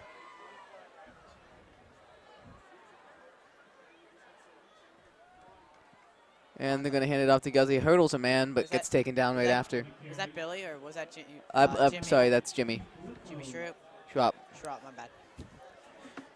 Yep, so they're saying 1st and 10 down from the 20-yard line for that play. You have Hunter still out there. I don't see what happened there. there with them moving the chains back and everything, but Yeah, I guess they just decided to push them back, and the 2 penalties might have been called offsetting because right now it's 2nd and 10. But that's just confusing because Second and 8, they my still bad. got moved back 15 yards along with that. yeah, it's right now 2nd and 8. My bad. The snap, Hunter looking to throw. Turns around, under a man. Right under I believe that's Max. Max. Or Logan Brooks, sorry. It looks like number 10, Ryan Humer. That was, it looks like a 7 from, I can't tell from here. yeah, I think it was number 7. Okay, then that was underthrown. Yeah, to so Max that was Matos. Max. Underthrown by Max. Underthrown to Max Matulski. 7 minutes left. 38. 38 nothing. PC Warriors. 3rd and 8. Logan Brooks in movement. The throw. Taken down after about a 2-yard game if they keep the forward momentum with it. That was Ryan Humer. And the punt team comes on. It looks like 4th and 8. On your own 22, you're going to have to punt there. Yeah. I don't see. Oh, no, never mind. I thought I saw Tyler Gulkowski coming on. That's Reed Martin. Yeah, I'd so say stay with Reed because he's been booting the ball in this game. he's punting from the. He's at the 10. He's at the 10-yard line, and the returning team's already pushed back to almost a 40. And he gets it to them. Fielded by number 8 there. Or no, excuse me, number 9, Chase Vecchio. He hit it right to the 45-yard line. Like, Yeah, that's a good point. that's a very, very good kick. That went, Right there, about 45 yards. yeah. Yeah. He kicked one over 50 yards earlier in this game. Yeah, but soccer players got to do their job there. Oh, yeah. Zach, you know all about soccer. Yeah. By the way, if you have anything to tell us about the Plum soccer team, just let everyone know if you want to give any of your guys a shout out. Well, the varsity team's 5 and 4. We play Woodland Hills tomorrow, and that should be a win. And it'll be 6. Our record will be 6 and 4, and have a chance at a playoff spot. Well, on behalf of all Mustang Nation, I bid you and the soccer team good luck against Woodland Hills. Thank you. And that's a run up by number 21. We haven't seen him do anything much since the first half. That's Sam Finelli. Must be tough having a game scheduled that late in the day on homecoming night. Yeah, I know. Seriously.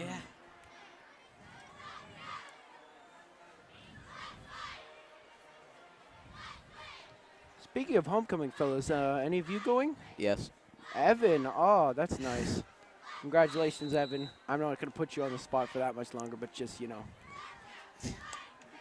No comment. No comment needed. No comment. No comment needed. The snap. Run to number All right, 21. Sam Finelli's back, and he gets the first down on that play. Clock is slowly moving down. Sam Finelli, the 5'9", 180-pound junior from Penn Trafford. They're moving the chains like pretty quick. It's 5 minutes, less than 5 minutes now. Like, this defense has already been on for over 2 to 3 minutes, and they just clocked off time so fast. It's insane. Yeah, it'll seem like a lot longer just with the mercy rule in effect. Yeah. And there's another big run off of Penn. That's Ethan Carr. Gets the first down there, down to about, looked like a little bit past the 25-yard line. This quarterback reminds me of Russell Wilson. He's just so mobile in the pocket. He finds the opening and he's off for 10 yards, or he's off for a touchdown. Like, Oh, yeah. it's so fast. He reminds me of Russell Wilson. A lot of people like to say Russell Wilson puts defenders on skates, and I think that's what he's shown us so far, at least. Just, you know, great cuts and movement by him. Yeah, the double team of him and the running back, Caleb Liston, has been very effective in this game. And there's Liston right now going up for another big run. To the sideline. No, that's actually Sam Finelli. Who with the And there's a run there. flag at the end of the play. That could have been a late hit again Yeah, probably an unnecessary roughness after the on the listing went out of bounds. on the Mustangs. That's half the distance from the goal line. That'll put them at like the 1 or 2 yard line, And again, just you don't need to make those penalties. unless it's on the PT. But Even if it is on PT, the penalties after the whistle are just pointless. yeah, It Play. is against the Mustangs. Play smarter. Have to say it again. this puts them at the 2 yard line, 3 yard line. My bad. 3 yard line with 3:35 left of the third quarter. Yep, at first and goal, this close, I think they're just going to try to run it in. Timeout maybe. Refs signal a. Yeah, I believe it's a timeout for Penn Trafford. Yeah, because coach is coming on the field for PT. They're probably going to think of a. Oh, no, on the Mustangs, timeout. Well, the Mustangs are probably thinking, what can we do to stop this team from scoring another 7 points on us? Maybe we hold them to a field goal, or another chance happens and we get a fumble. Pop it out of their hands. It seems like what they've just been doing is, if they're going to run it, it's either they have Ethan Carr run to the right or Caleb Liston / Sam Finelli run to the left. So I'd say try to get those 2 spots covered, as well as just keep at least one man in the center to try to jam him. I don't mean to correct you, but it's Lisbon. Sorry. No, Just like Timmy it's all good. You know, learning the names and Yep. it's hard. So it's just gonna be me and Evan for right now. Let's see where this goes. This drive. As I can see. I don't see a.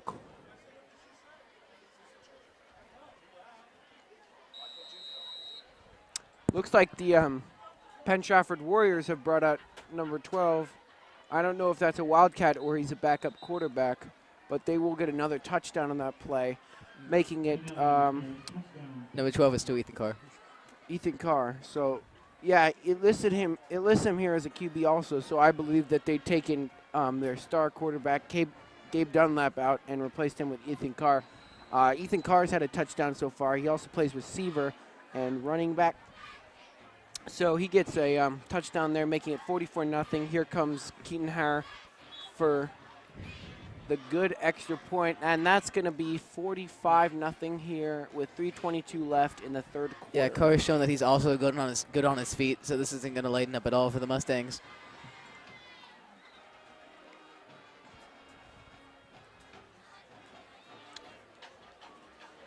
Well, so now with 3:22 left in the third, Mustangs get yet another shot. Let's see what they can do with it this time.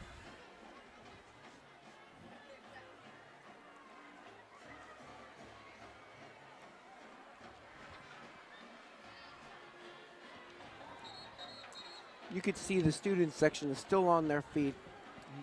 They're still excited because it's homecoming week. You know, not much can bring down a group of high schoolers sitting next to their friends. Yep.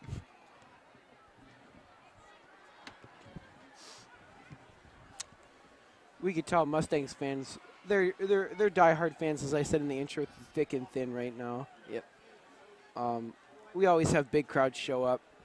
So it just shows that. Yeah, you see a lot of these Mustang- other teams that we've been playing against, like Connellsville, when they were struggling, their student section was not many people there. Yeah, abysmal. Plum always has a great turnout at these games, whether it's for the football or just for the atmosphere here. It always turns out very well. Even students I talk to that don't like football still come with their friends by the droves, and it's just a great atmosphere to be in on a Friday night is here. Here comes Billy Guzzi fielding snap, flag down already.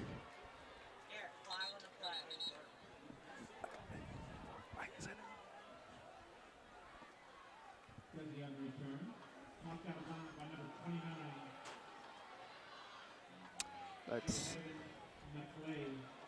Yep, illegal block from the back. on the offense. I'm not going to say it because you already know what I'm going to say. You know it. Yep. That should be my motto. Yeah, those are the kind of plays that you can get that called on blocks that seem perfectly clean. Like we saw that a couple times last week. So Penalty is a blindside block from the Mustangs.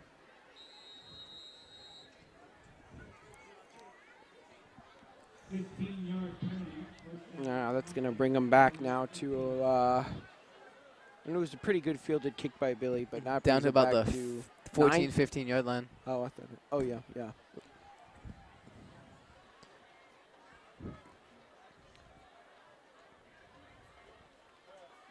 Linhart's back. Quick toss. Oh, And it's nice caught. reception by number 10 there. And I he believe stays that's up. 10. Linhart's pass complete to Huebner. Ryan Huebner there. Yep, the backup quarterback takes it from the That quarterback. But he's not just a quarterback. He's, as I said, everything. He's pretty much everything. yeah, Ryan. He's built in a way that he can play almost any position out there. Yeah, he plays a lot of other sports too. He used to play basketball, play lacrosse, you know. Yep. You know, and that's what you want to do in high school. You got to get a lot of other sports, and you can't just focus on one. So that makes you athletic in all ranges of stuff. It also prevents injuries in the sport. Yeah, a which- wise man once told me CrossFit is the best kind of training that you can do, no matter what sport you're in. Who told you that? The track coach as of last year. Ah, Who is the track coach? It was Mr. Odo, but we don't know who it's going to be this year. well, I like Mr. Oda. I had him for gym in middle school, so Yep. pretty good guy.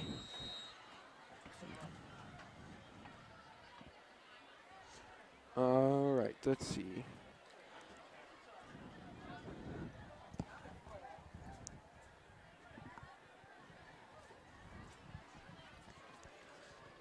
So the snap by Linhart, and it's going to be a quick handoff, but he's going to be the running back will be stuffed at the line.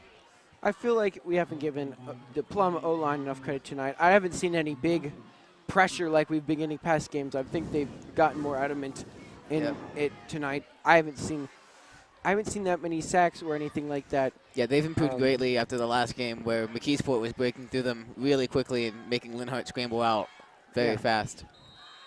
Well, that's good for the Definitely offensive see line. an improvement. Yeah, the we defensive line, though, my bad, Garrett. you gotta give those men credit. It's a thankless job most of the time.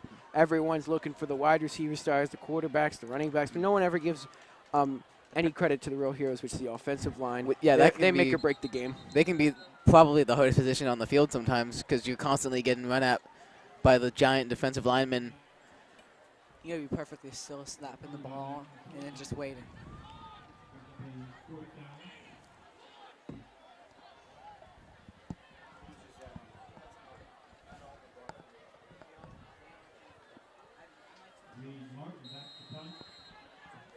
So the Mustangs are going to be punting here on 4th and 13. They might just wait it out to let the quarter end as there's 15 seconds left. And that's what I believe they will do.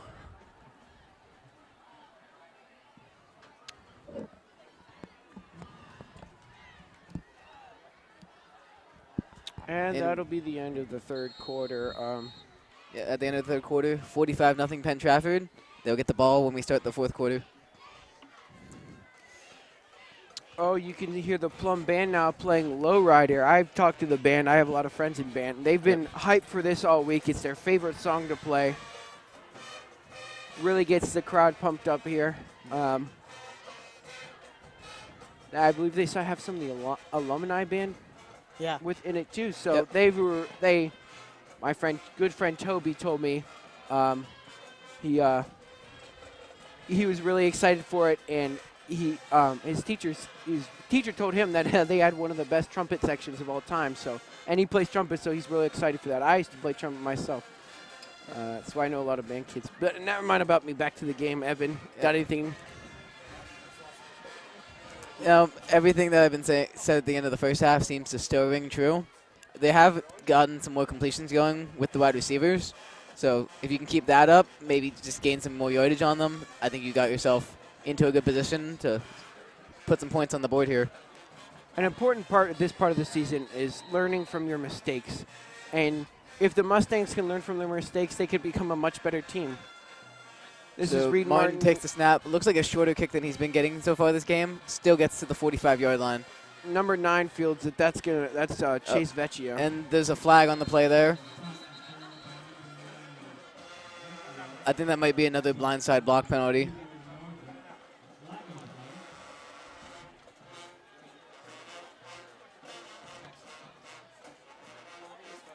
I believe the refs are signaling for a penalty on Penn Trafford, but we'll wait for the call. PT's moving back right now. Yep, illegal block in the back again. So that'll move them back to around their own 40, 42-yard line.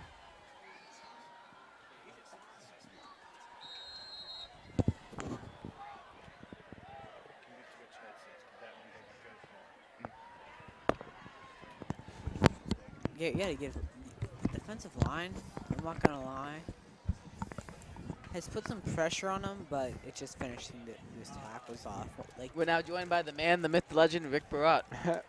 Hey, Evan, how are you? Good.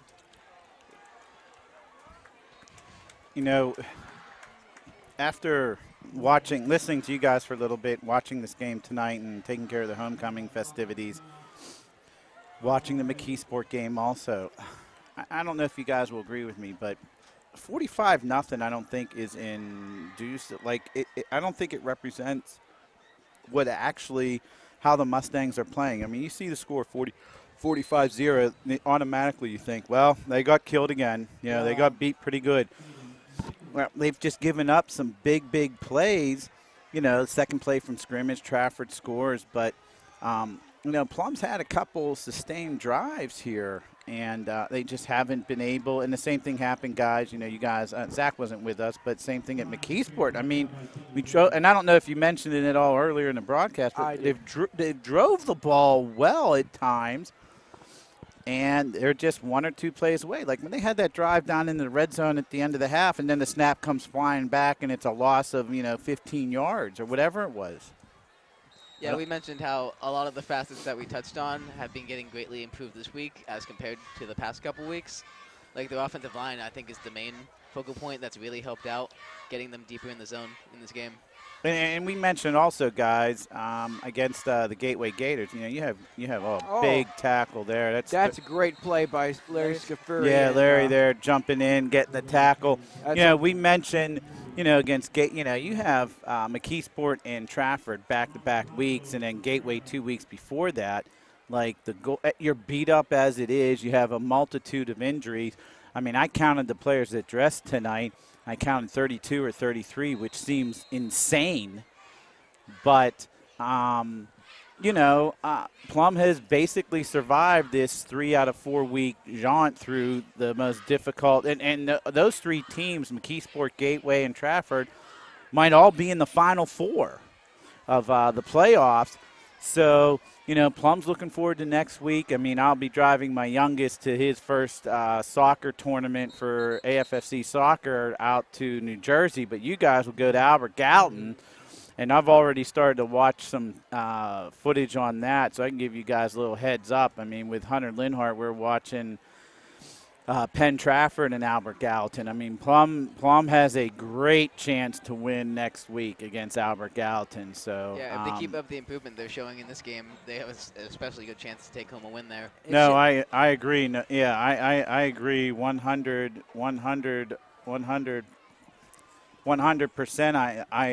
I agree. They have a chance to beat Albert Gallatin next week, and the goal is to stay healthy here as this clock's winding down in the fourth quarter with 9 minutes left to go. But, it'd be nice for Plum to put on some points tonight, though, and not get shut out. So it's just the Plum Mustangs finishing their chances, capitalizing on their defensive plays and their offensive plays. Yeah. There's room for error, but there's room for improvement as well. They've had errors in the game, but there's time they can always check what they did wrong, and what they can do better.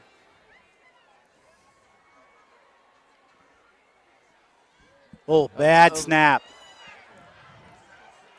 Now Plum will start this possession, guys. This could be the touchdown we're looking for here. Plum takes over on the 15-yard line with 8:59 left to go in the quarter. So that was Keaton here fell on that one. That was a snap bad. He definitely saved a fumble recovery for a touchdown. Yeah, great opportunity for the Mustangs to take over, get some points on the board, send this crowd home happier than they have been so far. They got about 9 minutes to work with in the game if they want to put on any other points after this too.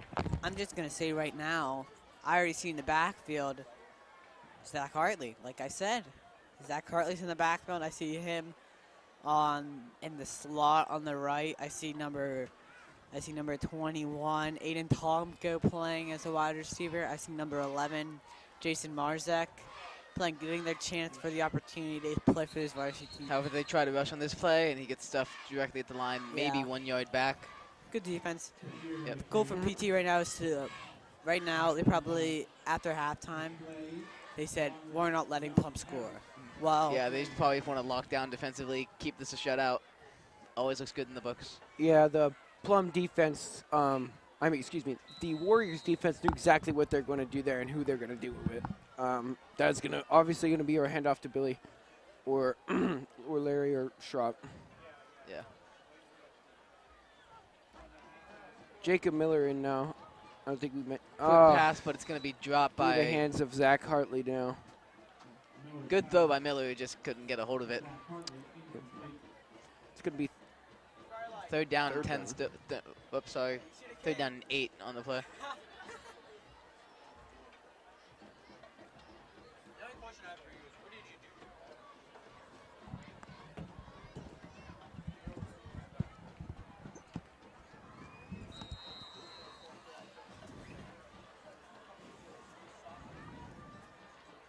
Penn Trafford only has 2 losses this season, coming from Norwin and Gateway. well, Norwin, just And Gateway is the overall, #1 team in the state. And Norwin's the #1 overall in the, what division is it, Zach? I think this is 4. But Norwin overall, school-wise and athletics, they're just good overall. Yeah, I believe Like, Norwin is in 4A, the division. So Plum is currently in 5A. my bad. That's Larry Scafuri there with handoff and run for a small gain. It's 4th of about and 1 yard. 7 now. Do you see a kick by Tyler Kornkowski, or Oh, do you go for it? I would go for it. It looks like they're kicking it. No, Oh. never mind. They're running. I can't. Yeah, Who's kicking? That's Tyler Kornkowski. I can tell because he's wearing his soccer shoes. I think at this point it just put some points on the board Get the points on the board. Yep. more than anything. That's the ultimate goal right now. See Tyler Kolinkowski looking at his first And of the the kick is season. up. And good. That's good. That kick. is- That's a good field goal. That is the first good field goal attempt of the Mustangs season so far, and it is in by Tyler Kolinkowski. They haven't tried to go for many field goals. Yeah, they usually try to get into the end zone. Yeah. Did they get any last week? Like, did No. Tyler Kolinkowski get any chance to kick last week? I don't think they gave him any field goal opportunities. There were definitely some points where he could kick it, but they didn't bring out the kicking unit.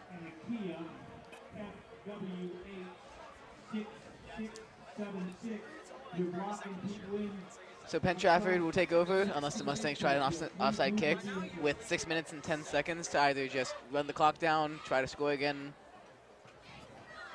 whatever they feel like doing.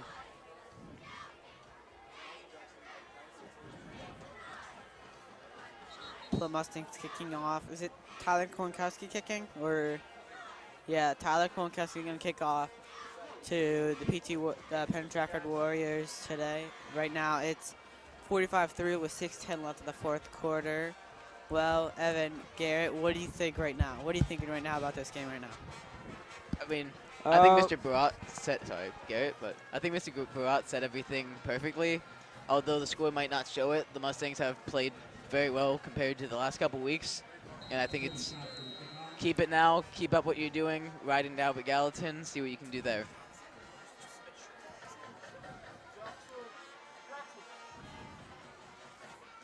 Kickoff there. Gets nice field position on Yeah, that the as he's going to get up around the 40. Return man just kept pushing through there to get to the 40, sorry.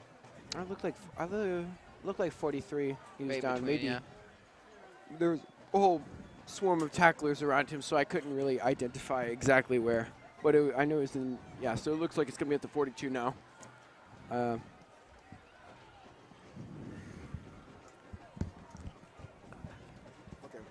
We're being joined now by the one and only Garrick Poe.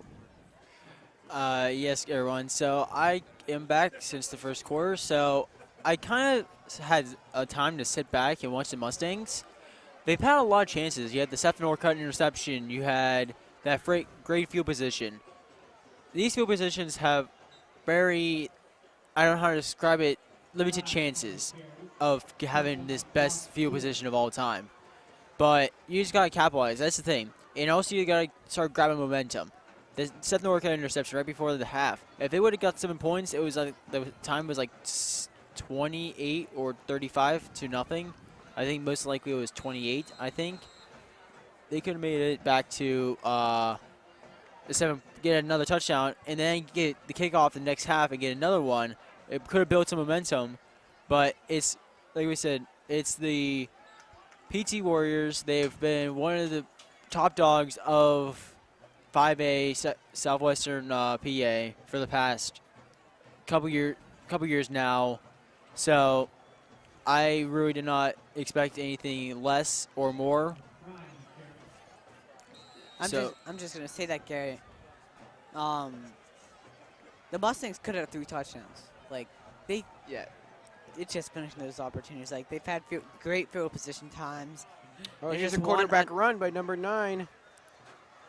It looked like get he the could first go all down. the way. That was Chase Vecchio. Yeah, the Mustangs, their run team has been incredible so far, but they always get stuffed down when they are in the red zone Yeah. because the teams are expecting it more than usual.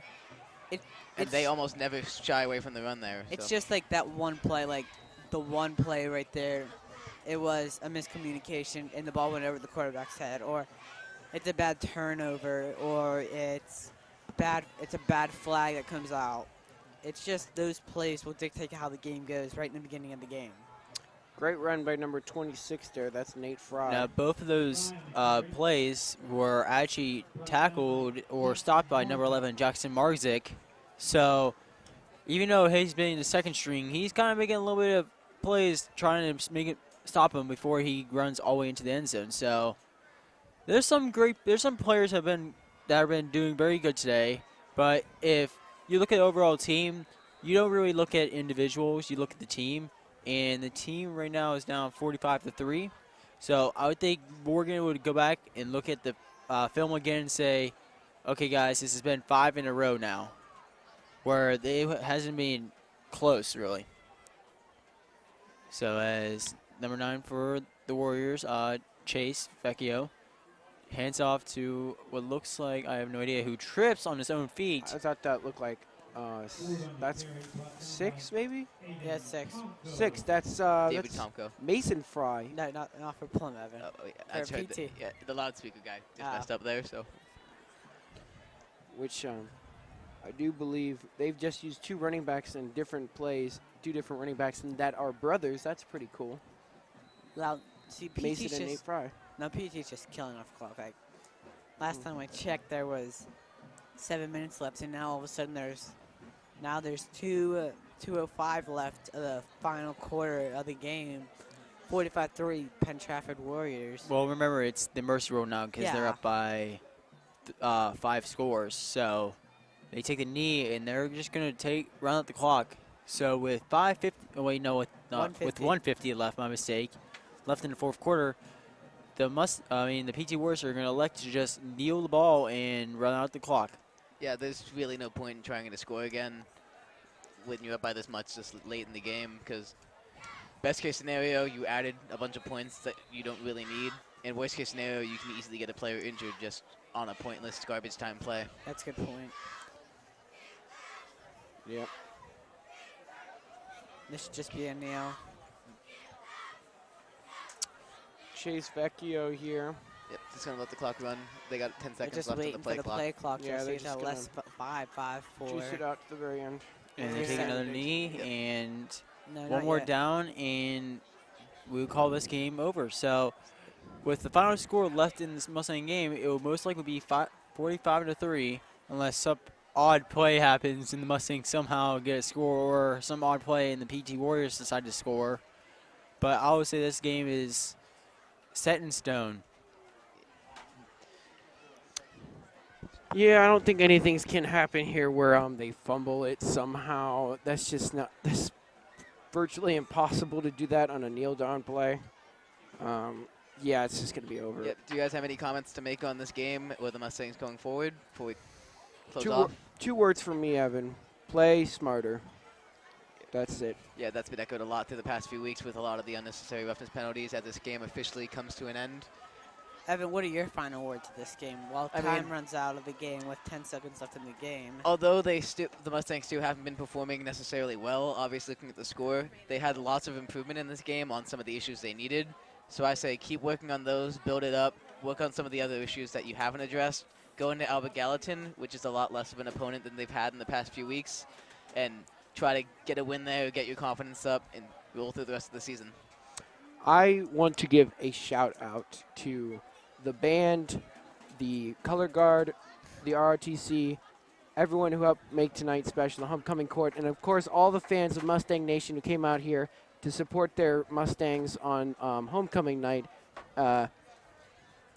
So that's pretty much it from me. Yep, a very great night. Thanks to all of them. Lots and lots of fans for the high school coming out, as well as the parents. All biggest crowd of the season, it seems like, as per usual on homecoming night, though. Now, Garrett Poe, what are your final words of this game? I While kind the- of while the final score is 45-3. Sorry, my mistake. I was going to say I kind of gave it already, but as the time finally winds down, it's just one of those seasons where it's a rough season. You had last year where they lost at least how many seniors? At least 20 seniors last year, and to rebuild off of that is hard to do. And most of these seniors came back, and I saw Jackson Gilday, Cam Anderson, Jake George, all these football players